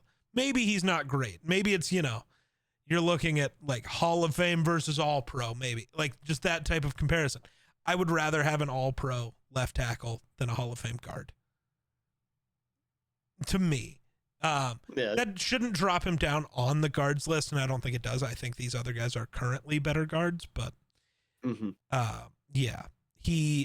that's just part of my issues. I think he's just maybe not better, but it would be better for the team he was on if he just played tackle. That's fair. Yeah. At number 5, moving on to someone who has been a guard for their entire career. Yes. And is arguably making a Hall of Fame push as a guard, is Quentin Nelson. Oh. Who ended up falling because of Jake. Oh. I had him at 4, you had him at 3, Jake had him at 5. He ends up falling to 5. What is it with us in 3, 4, 5, and 5, 6? What are we doing? I'm not sure. That's crazy. Quentin Nelson, it's weird. He's had, I don't want to say a tough couple years. He had a tough year. What, 2 years ago now? Yeah. And I think people are just kind of still holding that against him a little too much. I mean, 3 years ago, he was the best guard in football, and everybody was kind of consensus on that, outside of maybe Zach Martin. An actual Hall of Fame guard. I was a Zach Martin guy personally, but shut up. No. Sorry, I was on the right side of history, but if they're both in the Hall of Fame, you were on just history. There would be no right or wrong side. You would just be on history. I'll give you that. That's fair. You were on a side. But no, like, Q is still so good, and I think I don't really know what actually caused him to have that bad year. I don't think he changed that much as a player, because, I mean, he came back and last year was actually just awesome again and was obviously a great run blocker, because he always has been. And that's part of the reason why Jonathan Taylor gets to look as good as Jonathan Taylor does. He's great, but his offensive line was full of maulers, and that really helps. So Big Q is so good. Yeah. I mean, he is the best pulling guard I have seen in my lifetime. Like, you mentioned the benefit of Jonathan Taylor. He gets out and runs with him like a fullback sometimes, dude. Like, it is so fun to watch Jonathan Taylor run up the sideline for 20 yards, and Q is running almost stride for stride with him as, like, his fucking bodyguard on his way to the end zone. Just a dominant run blocker, really, really smart player. Obviously, with his experience, he's picked up on, how to identify stunts, blitzes, et cetera, et cetera. The big thing for me is he is still, to this day, not the most polished pass blocker. Good God. in the sense that his anchor is not very good and his hand placement is pretty consistently wide, which leaves his chest pretty vulnerable, and that's how guys are able to beat him. Granted, it's really hard to get your hands up quicker than Quentin Nelson, but if you can do it, there is a clear lane to grab on, peek, and then shed as a run defender, or, in pass pro, it's really easy to get your hands in there and then swim, swipe, whatever. So those two things hold him back ahead of the guys that I had ahead of him, because I just think they're better pass blockers. But Quentin Nelson, I mean, in terms of his career accolades, you look at the all-pro teams, you look at the impact he's had on the position over his career. This is someone that's on a Hall of Fame trajectory and is honestly, I would say, trending up a little bit, because Geek mentioned that really bad year. He has looked better every year since then. So if he keeps on what he's doing, I think Big Q's got a gold jacket in his future. But right now, like I said, I had him ranked as the 4th best guard. So who is the 4th best guard? We don't have one. Instead, there's a tie at 3rd. Boring. Yeah, and that tie is between Landon Dickerson of the Philadelphia Eagles and Chris Lindstrom of the Atlanta Falcons, who Geek had at number 1. Yeah. That was his top-ranked guard. Yeah. Lindstrom's sick, dude. I'm going to hold my tongue, because I'm the reason why he's not higher. I know. Because you put fucking Tooney at 1, you fucking psycho. There's no way you put the other guy, so... No, but I also put Lindstrom at 7. What the fuck are we doing? Not a good pass blocker. I don't know. Saying not a good pass blocker is a little crazy. He might not be great at it. He is fine. He is a fine pass blocker. Well, fine and not good are very different. Okay, fine. He is average to below average as a pass blocker, if we're going to get specific. And the three guys that are let me rephrase it. The guys that are ranked around and ahead of him, so Dickerson and then the 2 guys that are ahead of him, are both really good or elite pass blockers. Sure. That matters a lot to me. And then as run blockers, all 3 of them are either above average or elite as well. Sure.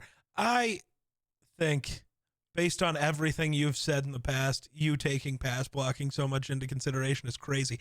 Bro wants to abolish the forward pass, but yet thinks pass blocking is more important than run blocking. Something's off here.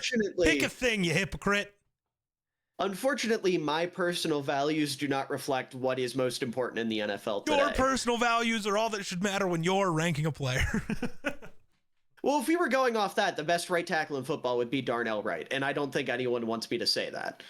Well, you said you were gonna say that, so I just expected to be out here hearing dumb shit from the Bears fan again. No, listen, I might be biased, but I'm not stupid. Fair. I just want to know if you had number 58 make your list for the next thing. Okay. Unfortunately, as much as I wanted to, I tried to figure out a way, but I couldn't do it. That sounds like me with Brian O'Neill. If we split it into left and right tackle, he would have been in my top 3. Oh, for sure. But probably not literally top 3, but I would have found a way to make some he would have crazy easily case. been in the top 10 if you split it like that. Oh, yeah. Yeah, absolutely. I don't know about top 3. No, like I said, because you have Lane and Panay first, and then Alt's there and Brian and rookie tax, Viking ew. Viking ew is crazy. But Chris Lindstrom, Geek, he was your number 1. Yeah, dude. I think I partially understand the average pass blocking grade, but I also don't. Obviously he had Dahlman to one side, which helps. Who was his tackle? He plays on the right side, right? Yeah. So it hasn't been their only good tackle. It's been the Caleb McGarry, who isn't a great pass blocker, but is a good run blocker. Right. Which means that's kind of the right side, as you could run really well over there, but pass blocking was bad. But it doesn't help when you are maybe average, but you are constantly left on an island because Dahlman's got to go help on the other side. And so you're left alone. Not necessarily. Matthew Bergeron is a really, really good pass blocker. Bergeron, wasn't this his first year? Or is it his second year? I thought it was only his first. I'm pretty sure it was year 2. I don't remember now. My brain was working off year 1 for Bergeron. Yeah, it was year 2. He was drafted in 2023, second round pick. He is a really nice pass blocker. He is the best pass blocking lineman they had on their interior. Sure. But I just also think when it comes to guard, the most important thing to me is run blocking. As long as you are fine as a pass blocker, that's all that really matters. And I think he might just be the best run blocking guard in football. Like Q is great as a pulling guard, but I mean, just straight up as just a pure run blocker, I think Lindstrom is just insanely good. And again, I think you're right that the other 3 guys are better pass protectors, for sure. I just, specifically at guard, I care a little less about that. Also, shout out to number 49 on the Chargers for that interception that he just ripped out of a Lion's hands. I love that. Hell yeah. And now the Chargers get to kneel it out. Yeah. The Lions got embarrassed on primetime. Yeah. Football is back. I don't care that it's fake. This is now back-to-back games that the Lions have been blown out on primetime. I am excited. Washed. But no, when it comes to guard play, I will agree that I would rather have a mid pass blocker that's a really good run blocker than vice versa. But the guys ahead of him are good at both, if not great at both, at least in my opinion. Sure. So that's where it splits. But like, you know, if I were to compare him to like a Trey Smith, who is a fine pass blocker, good run blocker, or like, I guess the inverse would be, who would the inverse be? Who is like a really good pass blocking guard that can't run block? I can't think of like a big name off the top of my head. But either way, the point being, that's why he fell a little bit for me, was just because of his middling pass blocking. That's not partially fair, but then like the rating Trey Smith above him when it's the same thing except Lindstrom's better as a run blocker by miles is crazy. To be fair, those two were like a coin toss for me, and I just ended up going with Trey Smith because I think he is a better pass protector. Okay. So like, I'll put it this, like as a run blocker, it's like, you know, Lindstrom here, Trey Smith here, or as a pass blocker, it's like Trey Smith here, Lindstrom here. So it's like, I don't think Trey Smith's that much better as a pass blocker, but fair. I think he is personally, but you know, different evaluations and whatnot. Yep. The thing with me with Lindstrom, especially as a pass blocker though, is that his anchor is really not good. So he's going to get like blown off the ball and bull rushed. And not only that, but when he loses so fast, because what ends up happening is he just doesn't get off the line quick enough, or he doesn't get his hands up quick enough, and then a guy's just able to swim right over him and get an insta pressure. And those are obviously the worst losses, is when you lose within the first couple seconds or the first couple milliseconds of a play. And those are a lot of Lindstrom's losses as a pass blocker. But yeah, as a run blocker, I mean, yeah, it's hard to argue that he's not the best run blocker in football. I think I would probably lean Quentin Nelson, but in terms of like on the ball run blocking, you know, just head up guy in front of you, Lindstrom, I would say is definitely better. And he's a really, really good reach blocker as well. But the other guy that we have ranked here, Landon Dickerson, who again, also at number 3, he peaked at number 2 on my list. And then Geek and Jake both had him at number 4, right? Yes. Yeah. Yes. Geek, do you have any thoughts here on Landon Dickerson? He's just been awesome for the Eagles forever now. I guess I don't know exactly how long, but he's been perfect for them because he's been good enough that Kelsey could help on the other side if needed, or when they had Siamalu? Sayamalu, yeah. Sayamalu, okay. Sorry. When they had him on the right side with with Dickerson, Dickerson could help more in the early days of Jordan Mailata. I think he's been great for both the development of him and now the development of Cam Jurgens, being able to really just leave him alone. Like, I don't have to worry about the left side. Jurgens can focus on either what's straight up in front of him or helping Mackay, depending on what's needed. I think the consistency of Dickerson's been huge for that offensive line for so long. Yeah. Yeah, and I mean, you know, his ability as, again, not only a run blocker, but as a pass blocker is so tremendous. His footwork is so refined. His hands are so quick and accurate. He's a tone setter in the run game that is able to, like, blow guys off the ball. He's rarely ever beaten in pass protection. Not the most technically refined guy, but he doesn't need to be, because what he lacks in, you know, like perfect hand placement or like a variety of hand usage or whatnot, he makes up for it in just how quickly he's able to deploy his hands and just how strong and athletic he is as a player. So, like I said, he was at number 2 for me. I am consistently blown away by him. He's one of my favorite players in the league to watch, period. I had a ton of fun making my video. I think it was the Rams playoff game where I was talking about their offensive line, and Dickerson had quite a few really nice plays in that one. But jumping up to number 2, we have a guy who peaked at second on Geek's list in Quinn Miners, was number 3 for both Jake and I. Interesting. Bro's not a fan of the other big Q. I thought you were going to say something much different, and I was going to aggressively nod my head and say, yeah, I'm not a fan of that. Yeah, no, I when we were talking about Quinn last year, I made that mistake. I'm not doing it again. Okay, Jesus, I'm calling him Quinn, and that's it. We're just getting Quinn. Sure. We're not. Yeah, yikes. Yeah, it's a really tough thing. Jesus, his name gets people in trouble, and it's so funny. But no, he is awesome. He is obviously a great run blocker. I mean, Denver technically had like the best run blocking offensive line in football last year, which is crazy. Best run and pass blocking offensive line statistically. Yeah, I don't buy the pass blocking offensive line. I actually watched them play.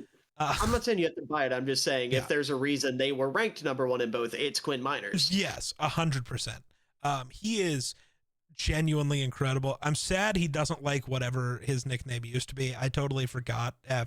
He said he didn't like being called it anymore, so I was just like, okay, don't need that to take up space in my brain anymore. There's a limited number of save files. The belly. It was the belly. But dude, he is just incredible. And the Broncos offensive line is what it is because of him, even though I think pass blocking, it's awful, but that's because their 2 tackles don't know how to close a door, let alone block somebody. I don't know what the hell's going on with those 2.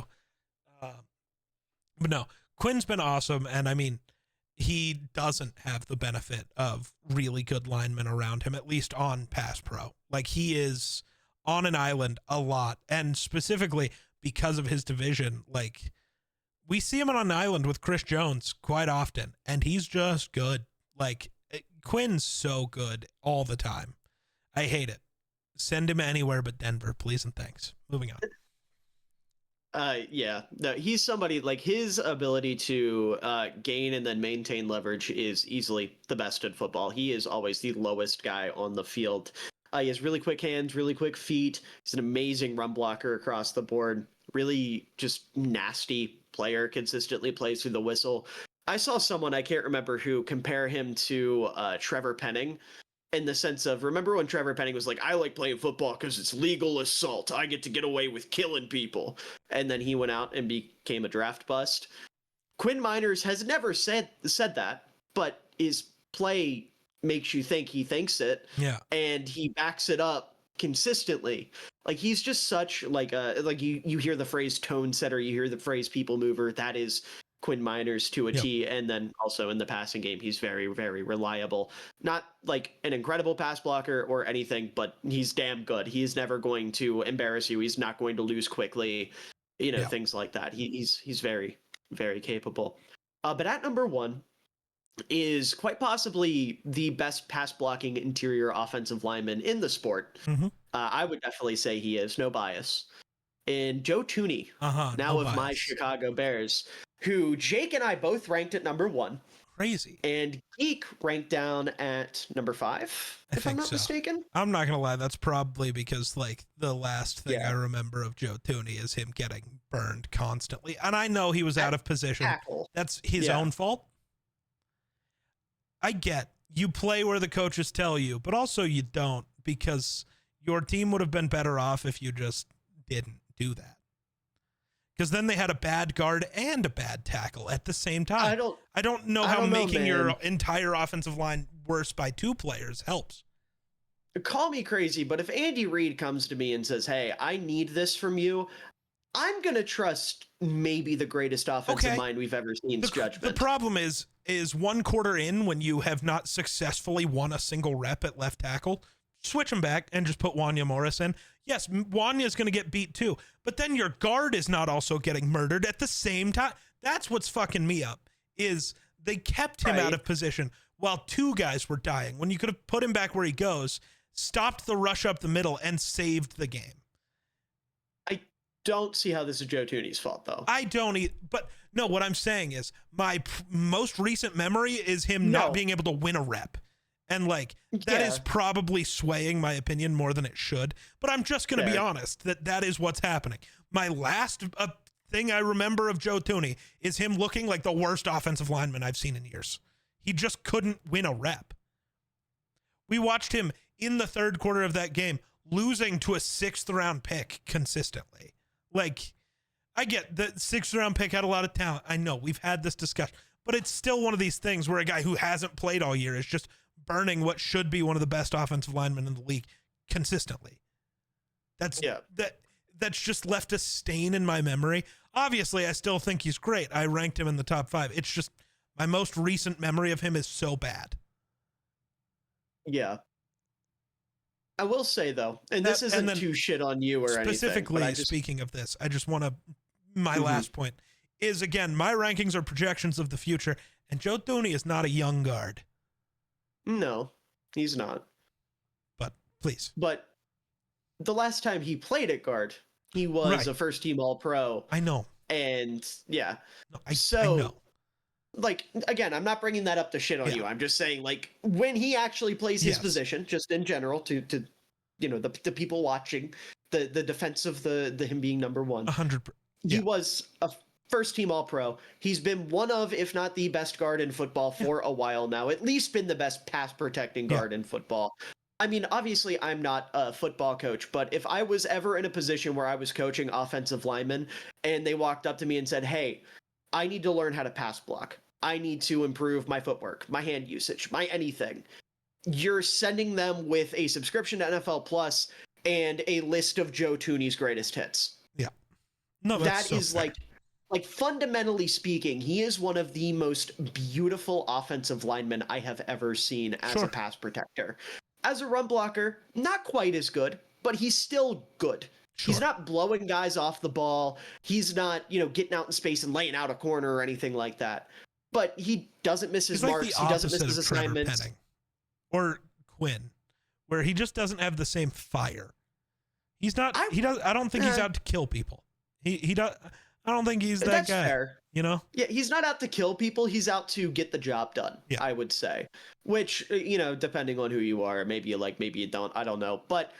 Point is, like, he's not a bad run blocker by any means. He is good. He gets to his marks. He lays good blocks. He doesn't get beat. His footwork's beautiful. His leverage and technique are impeccable. Just the savviest guard in the league. And I think if we're going off of what they are right now, easily deserving of being called the best guard in football. Sure. If we're projecting a little bit, then sure, conversations can be had about, how well will a 32, 33-year-old guard play going into a new offense, things like that. But thankfully, Ben Johnson's offense is pretty friendly to offensive linemen. It's not some super freaky, complex thing where he's going to be playing or he's not going to be catered to his strengths and things of that nature. So. Right. No, for sure. And again, like I said, it is probably mostly that, and maybe a little bit of fuck him because he's a bear, but I'm willing to be honest about why I do things. And it's definitely just because, again, I do also wonder, we don't see offensive linemen have a game like that often, not really great ones. And like, it's a thing we talk about with other spots, right? When a quarterback has a game like that, you question their confidence moving forward. You question kickers if they have bad games. Will it be the same? Yeah. Like, and that's not a shot at him at all. It's just a thing of like, when you have a performance like that, does it fuck with your head? And I think that's a fair question. He can prove me wrong very quickly. Like, I'm not going to sit here and be like, there's no shot he's ever good again. It's just, yeah. Like, I think I would be more inclined to agree if it was a bad game at guard. But sure. Given that he was completely so out of position, I feel like it's not hard for him to go, okay, I wasn't put in an advantageous situation. Sure. I wasn't playing to my strengths, things like that. You can just go, no, that's played out of position, played poorly. For sure. It would be the equivalent of like putting Fred Warner at edge and being mad that he didn't have like a 30% pass rush win rate. Right. Like he's incredible. He's the best off-ball linebacker in football. He's not winning as a pass rusher super consistently, or I guess if you want to make like a more, if that's not close enough for you, say you put like Dexter Lawrence, who was a nose tackle at defensive end, and ask him to go up against, like Joe Alt, for example, if we're going to stick with the comparison of being a rookie. I think Dexter Lawrence would have quite a few problems going up against Joe Alt on the outside because he wouldn't be able to just run through him. He would have to try to bend the corner, and Dexter Lawrence is not someone that you're going to see bending the corner very often. I need you to fill time for like 2 seconds because I have an impatient child begging for the Nintendo Switch outside my door, and I have to address that. That's crazy. I guess I'm filling time. I don't know. He's still on camera. He's muted now, though. I don't know if I should keep speaking about what he's doing, but like, I'll go back to speaking about Joe Thuney. Again, he is incredible at guard. And again, maybe I am being too swayed by something else that happened, but I feel it's just, again, it's my ranking. Fuck you. It's how I feel. I don't have to justify myself to you. What the fuck was that about? What was that? Why'd you flip me off? What the fuck you said fuck me for? Because my headphones unplugged. I thought that my cord was longer than it was. Thing ever. Fucking 50 Cent. The hell you say fuck me for? He said fuck 50. What do you say fuck 50 for? I love that. Also, no, the timing of that was right when I said fuck you, because I was like, no, I could hear it because my headphones unplugged, so the audio was coming out of my computer. Oh, I didn't know that. Yeah, okay. Yeah. Like, I don't have to justify myself to you. Fuck you. Yeah. But that specifically was for Grayson, who does not believe I exist from the waist down. You've officially seen my knees, so congratulations. That's such a crazy. But speaking of people who do exist from the waist down, and in fact, what they do from the waist down is very important to their success. Are you ready to move on to tackles? I guess. So this one is interesting because there's a lot of ties, but we're going to start out with, I think, a trio of honorable mentions. And one of them, I will say, I did not have in my top 10, and in hindsight, I regret not putting in my top 10. But what is done is done. Yeah. So the 3 honorable mentions, 2 of which come from the Geek Slays, and one of which comes from Jacob Discusses Athletics. We'll start with Jake's. He had Brian O'Neill at number 10. Legend. For similar reasons to why I was talking about Joe Thuney, though, I cannot justify putting Brian O'Neill here. Jared Verse ate that man, and I can't justify it. I mean, like, he's still easily like he's easily a top 10 right tackle. He's probably top 5 just purely as a right tackle. But like, his most recent outing does not support him being in the top 10 overall. And was tough. It was a tough watch. But someone who did have a very good season and did not have a tough outing to end their year that you had at number 10 was Joe Alt, who unfortunately did not make the list. Like I said, I regret not putting him in my top 10 in hindsight. But I did get my rookie tackles. tax, but also, I did tackles before I did guards and centers. And when I do these, with the exception of Brock Bowers, I typically don't have rookies in my mind. I completely block them out because I am like the biggest rookie tax defender, right? So I really was like trying to think of tackles that I thought were better than Joe Alt, either whether it be, just last year or over the last couple years. And I was able to come up with 10, but then I got to centers and I wasn't able to come up with 10 for Zach Frazier, who ended up just landing at 10 for me. So that's why I had Frazier and not Alt. But in hindsight, I probably should have just said fuck it and put Alt, because when you see the guys that are tied at 9. I'm going to throw a fit, aren't I? You might throw a fit about one of them. And it wasn't my doing. More interesting. Okay. Who's the last honorable mention? Well, real quick, Joe Alt, awesome, great athlete, big guy. Doesn't look like he's big when he plays, though, which is a great compliment to give an offensive tackle because he's able to stay low. Hand usage is great. This dude's going to be an all-pro very soon. But our other honorable mention was who Geek had at number 9, Colton Miller of the Las Vegas Raiders, recently paid. Who the hell were you putting above both these guys? You'll find out here in a second. I'm going to be upset. I will say, in my defense, Colton Miller is coming off probably the worst year of his career. Maybe not entirely his fault. In fact, I would say it's definitely not entirely his fault. He didn't have a quarterback. Sorry, he had to pass block for 87 years so Desmond Ridder could remember there were more people on the field. He kept looking for Devontae. He wasn't there anymore. He got traded. Yeah. Colton Miller had a higher percentage of snaps taken as a pass blocker than any player we'll talk about today. He had 62.5% of his snaps were in pass pro. No one else was over 60. Yeah. So you ask someone to pass block a lot for bad quarterbacks with bad linemen around them.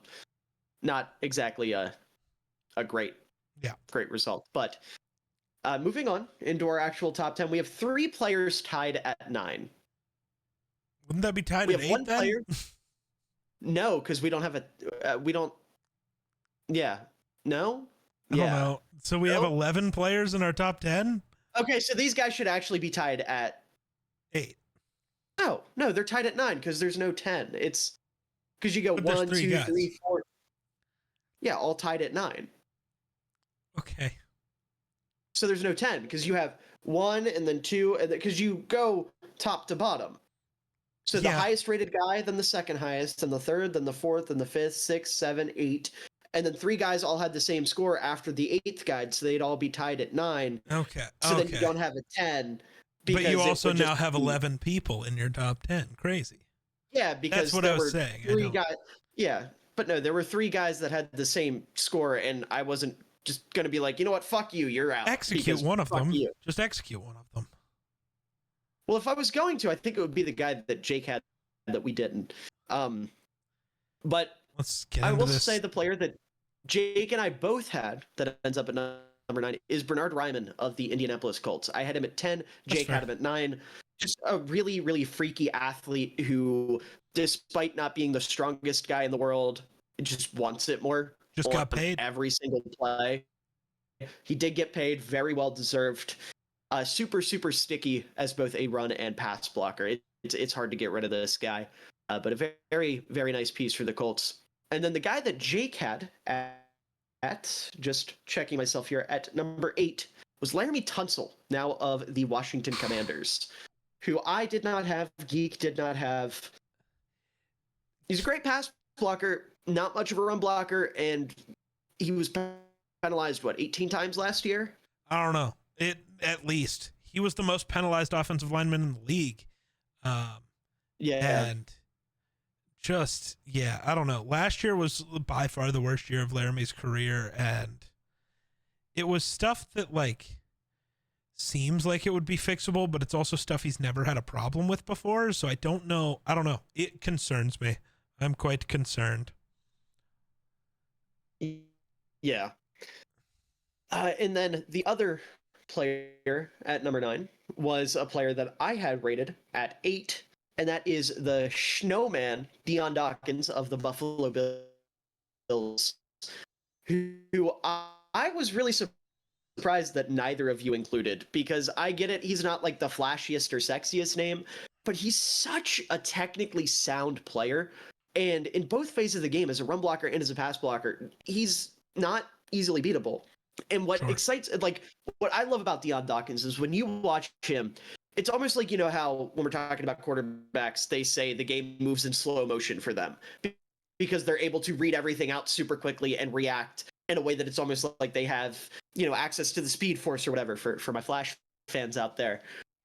With Deion Dawkins, it feels like the same thing, but as a tackle, where it's like he can see what the defensive end is about to do to him in slow motion. He's able to quickly set his hands and just always one step ahead of the guy across from him. And not only that, but as a run blocker, like, he fucking kills dudes. Like, he buries guys consistently.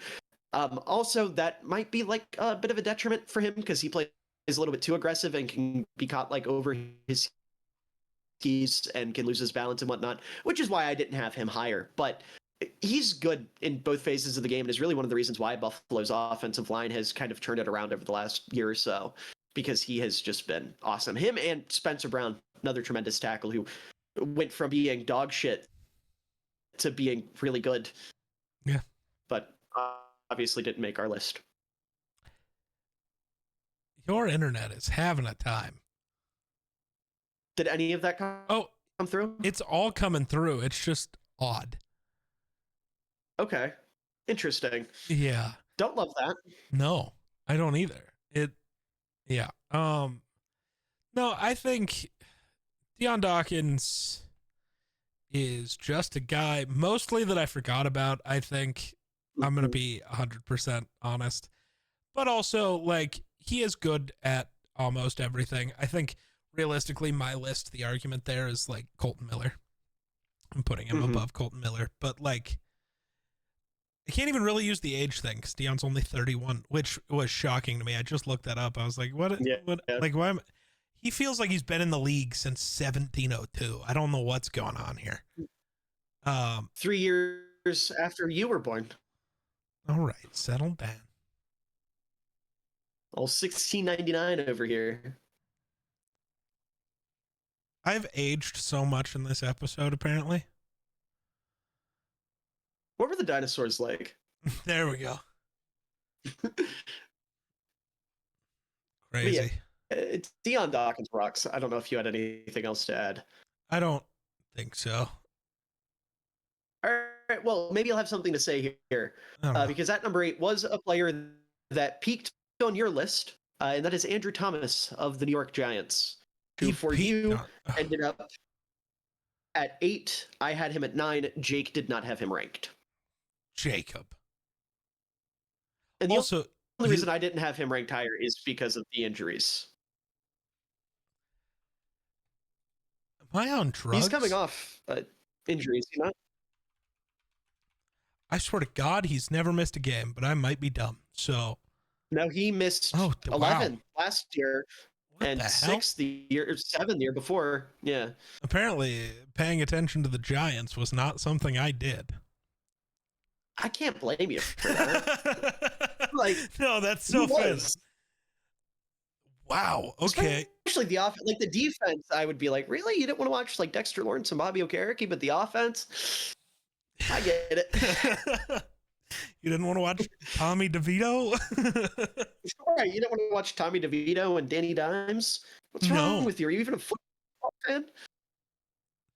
If that's what requires it, no. Andrew Thomas has been apparently more hurt than I remember, but he's just so incredibly good. He's a good pass protector. I guess I don't know how he is in the run game, but I haven't paid attention to the Giants in a minute.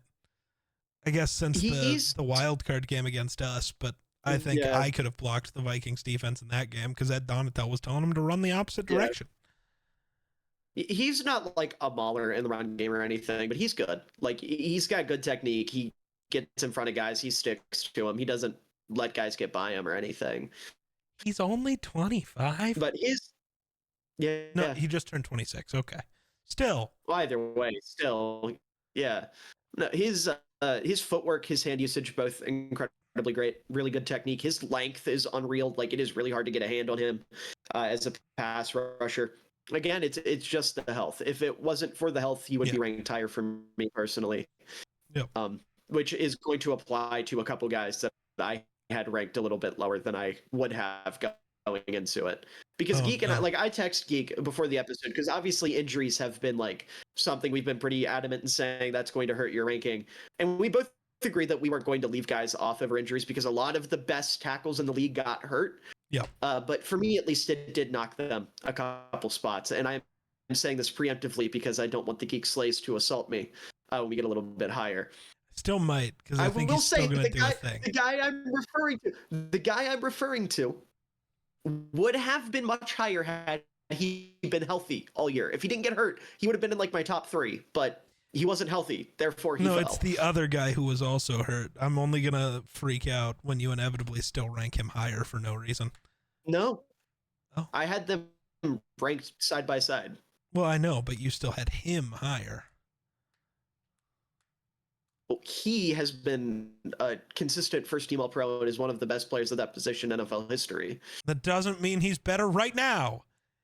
Yes, Tom Brady was one of the best players in NFL history. That does not make him better than Patrick Mahomes today. That's not how this works. Okay, well, Tom Brady's retired, and the guy we're going to talk about hasn't, like, fallen off at it. Okay, Aaron Rodgers is one of the best of all time. That doesn't make him better than Patrick Mahomes today. Fell off a fucking cliff. There's levels to this, as you would say. There is levels to this. Apparently, you just haven't been watching. You're just obsessed because you hear Kyle Shanahan be the one who trots him out there, so it's okay. All right, way to spoil it for everybody. Everybody knows exactly who we're talking about. Who's next? Would like to say, though, at number 7, with a substantial jump in points, we're getting into guys that we all did put on our lists. Just for reference, the guys in 9th place all had 3 points. Andrew Thomas had 5 points. This next player had 15. A pretty substantial jump with Rashawn Slater of the LA Chargers, who I rated the highest, Geek the second highest, and Jake the lowest. More specifically, I had him at 5, Geek had him at 6, Jake had him at 7. What is it with us doing that, man? The descending order thing is so funny. No, Rashawn Slater is very good. He's so weird to me. The Chargers offensive line is weird to me, but like, I don't know if there's your internet deciding to, it's not like cutting out, it's just freezing often. And it's causing me issues over here. I don't know what's going on. I keep expecting it to be like when I'm recording Dueling Fates with Grayson and it just completely cuts out finally, and it just doesn't. So you'll like freeze a little and I'm like, wait. But no, Slater, like, he is very good. I don't know if he has like a soup. I think because we're in the top, what are we ranking him at? 7. 7 is where he landed. I feel like the top 7 kind of as a whole, there's not super major flaws in any of their games. Like, yeah, they're better or worse at some things, but they are all incredibly good just overall. I think Slater probably in total is the worst of them all. I know my list doesn't say that. I realized that I didn't mean to do that way later, but I was like, I already texted him. It's just a one-person flop, but still, I totally just meant to have them reversed and just didn't, and now I'm just accepting it. Is it the guy you had directly ahead of him? No. That you wanted to flop? No. Oh. The guy directly behind him. I wanted Slater at 7. Okay. Yeah. I just wasn't paying enough attention this morning, apparently. I wanted Slater at 7. Now do you see what did you think? Were you looking at the wrong name or something? No, I see what you're talking about. Yeah. Now, yeah. No, yeah. Which might have had Miller less offended at me earlier when we were talking, but it's okay. He still would have been offended. A little less, but yeah. Well, the other 5 I can easily make an argument for. I don't know how I make an argument for Slater is my bigger problem. But yeah, Slater is probably, I think, the lowest end currently of the truly like elite tackles to me.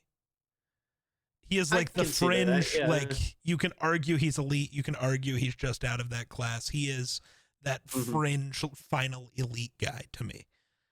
I think it's pretty hard to argue that he isn't elite. Sure. Personally. Sure. But I could definitely see him being the lowest of the elite. Yeah. Like, I think you look at the top left tackles specifically, he's top 5 and number 5. Yeah. Because we have him here at 7. The only 2 guys ahead of him out of the 7 guys ahead, or 6 guys ahead of him, 2 are right tackles. Yep. So. Yep. Either way, yeah, Slater is awesome. Super smooth pass blocker, very technically refined, very good at gaining and then maintaining leverage because he has maybe the best anchor of like the top end tackles, which is really cool considering he is somebody that came into the league with shorter arms. And that's kind of how he's been able to balance that. He'll let guys into his chest, but he won't let them by him. Super explosive in the run game, just flies off the ball. And above all else, man, he's just consistent. Yep. Like, he does not have bad games. He does not have off reps. Like, he is locked in 100% of the time. And is a very, very technically sound all-around offensive tackle. But at number 6 is going to be the first victim of injury fatigue, or however you want to put it. And that is Trent Williams of the San Francisco 49ers. Yeah. You didn't sway it that much. I am glad. No, we all had him pretty much ranked the same. Yeah. You guys had him ranked... I have him at 5. Yeah, you both had him at 5. I had him at 6. Fair. So ironically, I had him ranked lower than you guys. Well, that's fair. It's because I had another guy ranked lower. I still have to give Trent Williams his flowers. He is so good. As much as I think he has lost a step, that is, again, like what we were talking about with like Jason Kelce, Cam Jurgens. That is Hall of Famer to like all pro. But that is still a step. That's why I can't put him at, 1 or whatever. Also, the injuries and the age for me specifically is big. Though, I guess I can't wait for Miller to throw that at me later, but we'll deal with that when we get there. Yeah, I was going to say, if it wasn't for the fact that he was 70 and coming off an ACL tear, he would be tackle 2 for me. Like, Trent Williams is unbelievable. One of the best run blockers in football, period. Yep. Also a super, super, super good pass blocker. Probably the best tackle on the move in the NFL. Yes. Again, despite being 95 years of age, he's just so good at pulling. You think back to like that motion play where Shanahan brought him across the line as a tight end, and he looked like George Kittle, just fatter, prancing across the line and then getting set up. The way he's able to get out in space, and he's like Juszczyk's, you've heard of mini me. He's like Juszczyk's big me, where you have Juszczyk lead blocking as the fullback, and then Trent Williams comes behind him being 3 times the size of him, running stride for stride with him, and then McCaffrey scampering along behind them in a fantasy world where all the 49ers weapons are healthy. Obviously that doesn't happen ever, but hypothetically, if it were to, that would definitely be something you'd see. Yeah. But the one thing I will say in terms of him losing a step, as Geek said, is his anchor isn't quite as strong as it once was, but it's still not bad. Sure. Like, you're not going to run through Trent Williams. It's just against some of the bigger names, he is going to struggle a little bit more than he would have in the past. But other than that, I mean, he's Trent fucking Williams. We know who this is. We know he's one of the best in the business and has been one of the best of all time. Will be a Hall of Famer. Just one of the greats. Yep. With that said, At number 5 is our next victim and our only other victim of the injury tax in Geek's boy Christian Darrisaw, who peaked on his list at number 2, ended up on Jake's list at number 1, 2, 3, 4, 5, 6, and was number 7 on my list. Also crazy, but okay.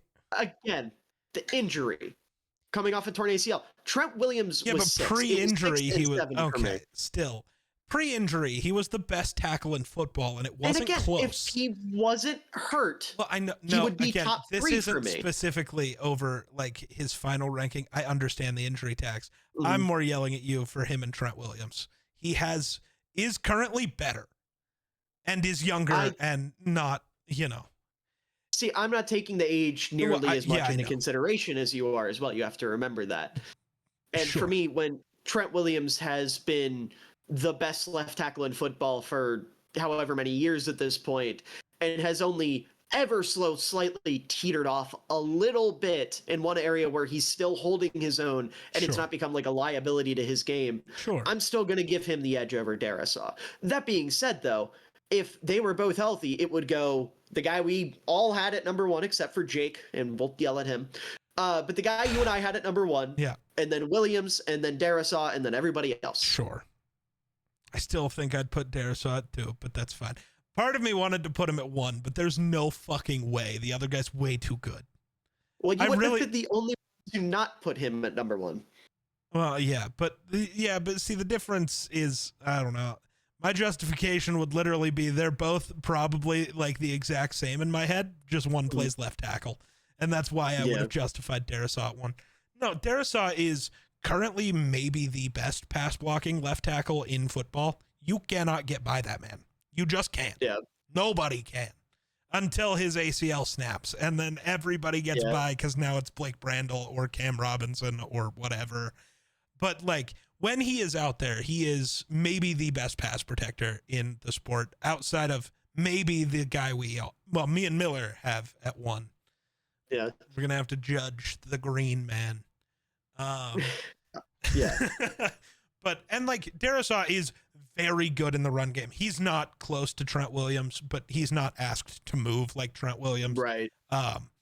And I don't think he could if he was asked to do that. That is like the thing that separates Trent Williams in general. But Darrisaw is good as it's almost kind of, I'm not saying he's better, but it's similar to when we were talking about Quentin Nelson and Chris Lindstrom, where Lindstrom can't move, but he's really good just run blocking, just pure, you in front of me die. That's what Darrisaw is good at. He is good at just erasing whoever is in front of him, no matter what you're doing, which is realistically what you need out of a left tackle. Trent Williams is different. Trent Williams is also a Hall of Famer. So, whatever. And maybe Darrisaw and other guys on this list end up there eventually, but I'm not going to pretend to say that now. But yeah, Darrisaw is awesome. Just stay healthy. What I like about Darrisaw is he makes pass blocking fun. Yeah. Like, it's very rare that you see highlight pass blocks from an offensive tackle. Like, obviously in the run game, it's every other snap from some of these big names. Yeah. But Darrisaw, if you try to attack the edge around him, he will just fucking throw you. He does not care. He will send you 5-10 yards upfield. Yeah. And it is so entertaining to watch. And not only that, like, he is one of the smarter offensive linemen in the league. He picks up on stunts and blitzes so quickly. Yep. I wouldn't say the smartest tackle in football because obviously number 1 exists and he might be the smartest tackle in NFL history. Yes. But being, second, maybe third to that guy is good company to be in. Yeah. So the only thing I will say about his game is I think his hand timing is a little bit off, but that has not been a problem for him. So not a huge deal. I just had to throw out a nitpick. His anchor is very good, so even if he's a little slower than you, you're just not moving him initially. No, yeah, so for then sure. But you had to throw the nitpick. Right. I had to throw the why it doesn't end up mattering. Yeah. Eventually it might. Sure. But currently his anchor is so good that even if you get to him first, it just doesn't matter. He just gets so much lower than everybody else. Like it's really, really cool to see. Yep. But at number 4 is Geek's least favorite player in the league, apparently. No, that isn't a okay. piece of shit. First of all, I made a mistake, and second of all, I do have my takes with Mr. Panay Sewell. Yeah, Panay Sewell I at didn't number mean 4, to put him as low as I did. who peaked on mine and Jake's list at number 3. Yeah.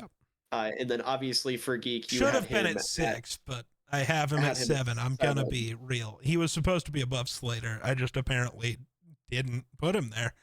I knew what I meant to do, which doesn't matter because that's not what's on the record. And but I do want to, before Geek gets into it, I do want to apologize because I went back. I looked at more of Panay Sewell, and you were right about him not being on an island nearly as much as some of these other guys. But I still don't think in his case it's as big of a deal. Maybe not. I'm just like, that's just to me, if you're going to be, that's why he's not ahead of Darisaw he wasn't close to Darisaw in my brain, but like why he doesn't move ahead of Trent Williams, why he doesn't move ahead of the guy I have at 4 is because those are guys you're trusting. Just you're leaving them alone on their side and letting it go. And I'm not saying you can't do that with Sewell, but it isn't what has happened over his career yet. And that is, to me, until I actively see it all the time, I'm going to hold it against you. That's just, to me, how it goes. Maybe he can, but I want to see it and not just, well, he probably could. He's never been asked to, so, but that is, I have Sewell lower just because he's he is held on an island less than all of the guys I have ahead of him. He was supposed to be ahead of Slater. I'm going to keep repeating that. I just fucked up. I will point out that wouldn't change his ranking at all. Sure. He would still be at 4. That makes sense. Yeah, but no, I mean, he is, we were talking about Trent Williams as a run blocker. Panay Sewell is very close to snatching his chain. Yep. He is unreal as a run blocker. And, it becomes apparent when you watch the Lions and you see him blowing guys off the ball 5-10 yards consistently, without even having to get out in space and kind of build up that momentum. He's just doing it, firing off the ball, launching into somebody. It's really rare to see a guy who is both athletic enough to consistently get out on the move and reach block and do all of the wide zone elements of run blocking, but also can consistently be a factor in pin and pull and power and just hold his own, sit down in a spot and lock that down.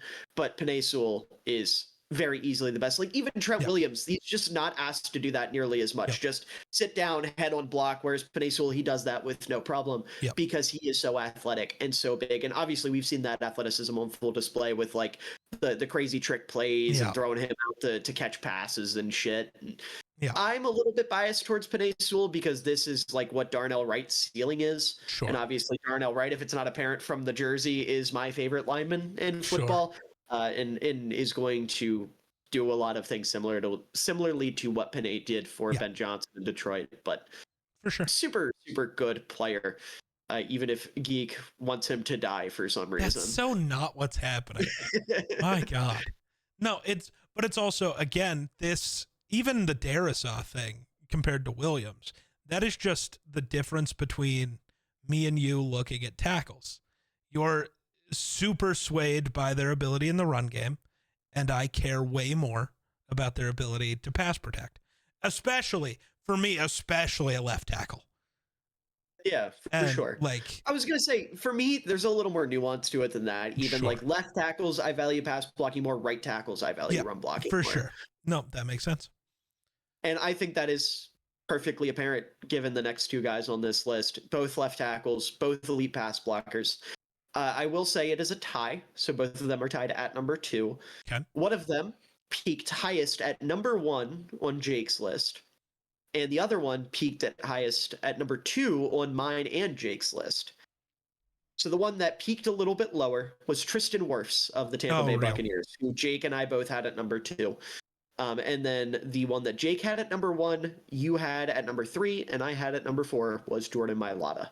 Jake had him at 1. That's crazy. If anybody was going to have him at 1 in my brain, it would have been you. I was gonna say I love Mailata. I was shocked that again, much like when I brought up Drew Dahlman earlier. Somehow I ended up with him the lowest. I don't know in what fucking bizarro world we're in that I'm apparently the lowest on Jordan Mailata. Yeah, dude, you're a hater. You want him to die. You think he sucks. It's crazy. I'm a hater of my favorite non-fair lineman. Yeah, Obviously, that's crazy, yeah. dude. My He's glorious... still in your top 5, even when you count all the Bears. Yeah, you know what? I do like him more than Braxton Jones. In fact, if we're being really, still in my top 3. There you go. I'd say Tooney and Darnell have him beat, but Sure. otherwise, yeah. And that's not even necessarily a shot at Dahlman. He just doesn't excite me as much. But anyways, Tristan Wirfs, Geek, you had him rated the lowest. Why are you mean to Tristan Wirfs? I'm not. The only tackle to ever win All-Pro, playing both left and right tackle, and you think he's only number 4? Only number 4. Yeah, What? it's because I think, well, obviously, me and you agree the number 1 is better. I think we'd be having a much different conversation right now had Darisaw played all year. Okay. And you would also have Darisaw over him. I think if he had played all year, we could be having that conversation. Maybe not right now, but I still do because I don't care. I also watch Darisaw more than all of you, which might make me biased more or not. I don't know. It's not just a Viking thing. It's just watching him play. He's crazy. But like, so for me, it came down to him or Jordan Mailata. And realistically, that just comes down to who's been better as a left tackle for longer. That is the difference between the two. Sure.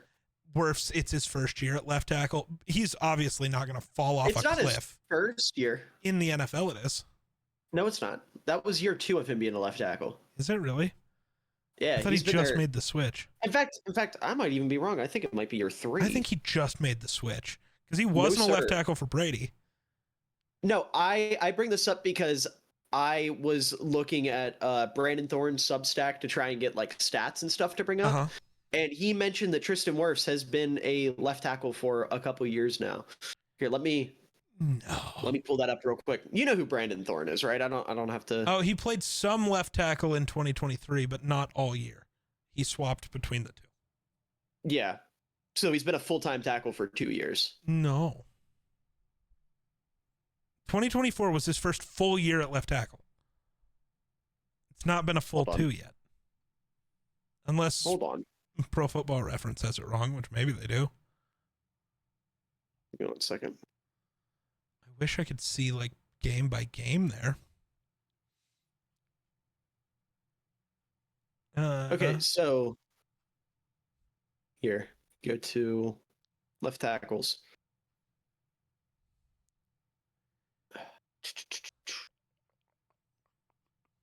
He's entering his, yeah. Oh, okay. He's going into his 3rd season at left tackle. Last year was his, okay. So you are right. Yeah, last year was first full year. 23, he had shift between. Yeah. Yeah.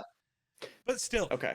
There's not a huge gap to me between Wirfs and Mailata. Tristan Wirfs is awesome at everything. And so is Jordan Mailata. I guess we're talking about them both at the same time because they tied.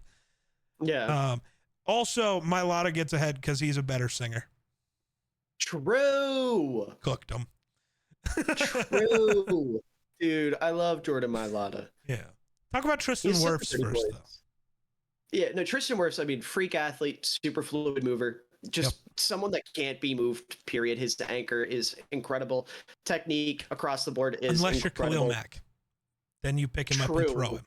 True. Khalil Mack is the only one.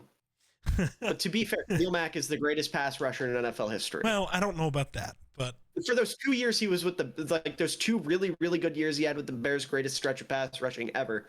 But his initial punch is great, his play strength is great, and the consistency across 2 different positions as an offensive tackle is unreal. Like I said, there's never been another offensive tackle to win first team All-Pro as left and right. Yeah. And one could argue he is a better left tackle than he was a right tackle. Yeah. And there was a point where we were talking about him as the best right tackle in football. So, like, he's unreal. I think he is incredible. And, yeah, like, he's so good. Yep. But Jordan Mailata is more fun. Yes. if we're being real. 6'8", 360 plus pounds. He moves like a fucking fullback. It's so fun to watch him get out in space and just light dudes up. Like this, I'll tell you this. This is how much I love Jordan Mailata. If Philly came out in a package, I formation, him lined up in the backfield, lead blocking for Saquon, they threw some backup at left tackle, that would be one of the few offensive linemen in the league where I'd look at that and go, fuck yeah, run that shit. Anyone else, I'd look at that and go, you are a disgrace to humanity and should be executed on sight. But Jordan Mailata, he just has that aura to him. He's just simply different. Yeah. But realistically, initial strike is crazy. Like his ability to get his hands on the guy across from him and just jolt him upright, keep him at bay is absolutely incredible. Super dominant run blocker, as I said. Very smooth pass protector. Second most reps in the league when left on an island. Number one was the guy we have at number one. Unsurprisingly, he is the island. I was gonna say, yeah, he is the island. And also he was only fourth in pressures allowed, which is crazy when you're left on an island that much. And considering he's only been playing football, for 4 or 5 years now, like he's just a freak. He's an absolute freak. Sure, he's not the most like technically sound player in terms of left tackle play, which is why I do have him just a little bit below Wirfs and probably a healthy Darisaw. But he doesn't need to be technically refined because he just beats the fuck out of you and you can't get around him because he's too big. It's like a giant mountain of a human, a right tackle frame at left tackle with the movement skills of a fullback or even a tight end. He's just so incredible. However, there is one tackle in the league that I would argue is more incredible.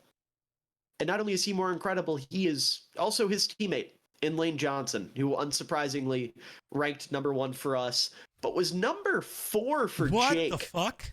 Jake. Yeah. Jacob, I think you can no longer discuss athletics. At least not right tackles. Jacob cannot discuss I think he's right done. tackles. I think it might be time to retire. He's just Jacob discusses? No, he loses that too. He's just Jacob. That's crazy. He's done. He's out. That's crazy. Lane Johnson has been in the argument for best tackle in football for 14 years. I mean, give or take, yeah. It's ridiculous, dude. He's maybe the most consistent tackle in football. He's just always over there, always not letting anybody move, always mauling people in the run game. Like, there's not a thing that Lane Johnson can't do. Except maybe sing. I've never heard him try. No, he can. Oh, he's on the Eagles Christmas albums, and he has like a deep like country voice. Oh, so yeah, there's not a thing he can't do. He did Blue Christmas. Have you ever heard the song Blue Christmas? Oh my god, it's so good, dude. It's so good. God, I'll put it this way: he's better than Jason at singing. Crazy. Jason has the like, he has like a good vibe to his voice, but it's not like good, beautiful. Yeah. It's not this like stunning, like, oh my god, like you're taken aback. Lane Johnson, it's like, I did not expect that out of you. Real. But yeah, I mean, it genuinely has been arguably the best tackle in football for, like you said, over a decade. Probably the greatest right tackle in NFL history. I'm giving it to him. I don't care. I was gonna say, like, I don't. Dan Dierdorf comes to mind. Willie Anderson from the Bengals comes to mind. Don't know enough about them personally to make an argument. So maybe I'm mistaken, and y'all can let me know about. It's ironic that I am arguing for a new age player over like old heads for once, but that should tell you how fucking good Lane Johnson is. You can't beat him as a pass blocker. He only allowed 14 pressures last year across all 19 games that Philly played in, which is unreal. Yeah, he allowed less than 1 pressure a game throughout an entire regular season and playoff run that ended in a Super Bowl champion, like a Super Bowl win. If there was a Protector of the Year award last year, they should retroactively just give him 10. I agree. And give the other like 4 to Trent Williams. Right, exactly. I would be so down for that. But for some reason, he wasn't a first-team All-Pro last year. Because Penei Sewell, who was worse in every way. Yeah, even as the one of us that doesn't think Penei Sewell should quit football, start a farm, and become irrelevant, I do think it's crazy that Lane Johnson did not get first-team All-Pro over Penei Sewell. In fact, it's funny, the whole argument you and I had earlier today about being left on an island. Apparently, Lane Johnson put something about that on social media, which I didn't know about until today. He didn't put it on social media. He had it taped in his locker. Oh, and then someone else the entire playoff run, I think. It showed up in an interview. It was just behind him in an interview. Because I guess, I don't know if it was just extra motivation for him because of all the talk about Penei or what. Because when does the All-Pro team get announced? That's because it's not fully the end of the year. Because there's a long time between. Because right before the Super Bowl is when all the award show happens. But it's a long time before then. So I think it's before the playoffs. I think it's right at the end of the regular season. Because I think he had that hung up for all of the playoffs because people kept talking about Sewell being over him because it was basically just, but I'm better. And he just had that in his locker for the Super Bowl run where he proceeded to be great. Yeah. But I mean, on top of being maybe the best pass protecting player ever, genuinely, you could make that argument, and I don't think you'd be wrong. He is also an incredible run blocker who moves a lot better than you would expect him to at his ripe age of 72. I mean, he's actually 34, 35. He's fucking up there. And he can still get out in space and move and lay a dude out and make a difference in the run game. Definitely the smartest offensive lineman in football. His understand, if you look at football like a chess game, which many do, then he is the epitome of a grandmaster. Yeah. Where he is just 3 steps ahead of the guy across from him at any given moment. It does not matter. He's only a 2-time first-team All-Pro. Criminal.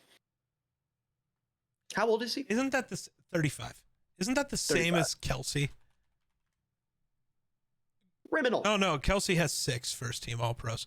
Never had a second team, which is crazy. Yeah. If he wasn't first, that's... What? Okay. If he wasn't first, he was at best third. No, if he wasn't first, he was last, according to the committee. Jesus Christ. No, if he doesn't have a second team All-Pro and he has a bunch of first teams, then he was either first or third. No, because if you ain't first, you're last. All right, white boy. But yeah, no, Lane Johnson is incredible. He's such a good football player. I was talking about teach tape with Joe Tooney and his technique. If a tackle came up to me and said, I need to learn how to pass block, I'm sending him home with Lane Johnson's greatest hits and also a copy of the Philly Specials Christmas album to listen to while he's watching them because he's so multifaceted. He's so talented. Lane Johnson, I love you. You're so good. When I grow up, I want to be Lane Johnson. Might be a little late for that, but yeah, a man can dream. Real. But I think that about wraps it up. Darnell Wright. What if Darnell's wrong though? Well, no, that's Jonah Jackson. He's Darnell wrong. Damn. Have you ever seen the two of them stand next to each other? No. Or a picture of them side by side? They're the same dude. Oh. They look like the same guy. So it's either Darnell left or Darnell wrong, and for some reason everyone goes with Darnell wrong. So. Oh, that's way funnier. Yeah. It's got to be Darnell wrong because that's the joke. You can't have Darnell right and Darnell left. That's dumb. Yeah. But I will say, if we were ranking linemen based on their name and how fitting it is for the position, Darnell Wright would have been number 1. Where would people be? Well, yeah, Darnell Wright would be number 1 for right tackles. Yeah. I don't know. It's Lane Johnson and Trent Williams, I almost don't feel like would make the list on either side. Their names are too basic. That's just the name of a guy who's plays anywhere. That doesn't mean anything. I don't know. Lane Johnson opening rushing lanes for running you know back. what? No, you're right. Lane Johnson's probably up there. You're right. Yeah. I wasn't thinking. Trent Williams, though, wouldn't be. Yeah, Trent Williams isn't exactly up there. Rashawn Slater is tough. You can rhyme his name with things that makes it interesting. Yeah. We're not getting into this. Let's wrap up this episode. So yeah, there's our top 10 of each individual offensive lineman position. Make sure to yell at us in the comments below. I don't know. Ask me why I want Penei Sewell to die, I guess. That's not what I said, but that is That's crazy. Why would you want that? That is Miller's takeaway from this episode. I don't think you want him to die. I think you want him to quit playing football and become a banana farmer. Yes. Not because he's bad, but because I'm sick of him. Same with every good player on the Bears and Packers and Saints and Broncos. I just hate football. No, I just hate those 5 specific teams. See, I'd only say that about the Lions and the Packers. Yeah, well, you don't have trauma like I do. Well, you don't. I do. I have the Steelers. That's not. Well, that's the same as the Broncos. You don't have trauma like I do when it comes to the Saints. You've never actively been cheated out of a Super Bowl. They didn't cheat. No, but that was really mean. Yeah, but they didn't cheat. You didn't get cheated. You just got beat cheated out of a good time. Yeah, but you can't be mad at the Commanders. You have to be mad at that dumb fuck on your team. Future first team All-Pro Tyreek Stevenson. Listen, we're in July for 6 more minutes. I can be delusional. 6 more minutes.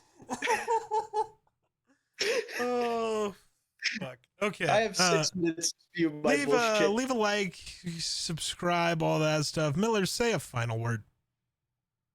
Goodbye, everyone. Next week, we will rank edge rushers and defensive linemen and nose tackles separately if they'll let me do that, but I don't think they will.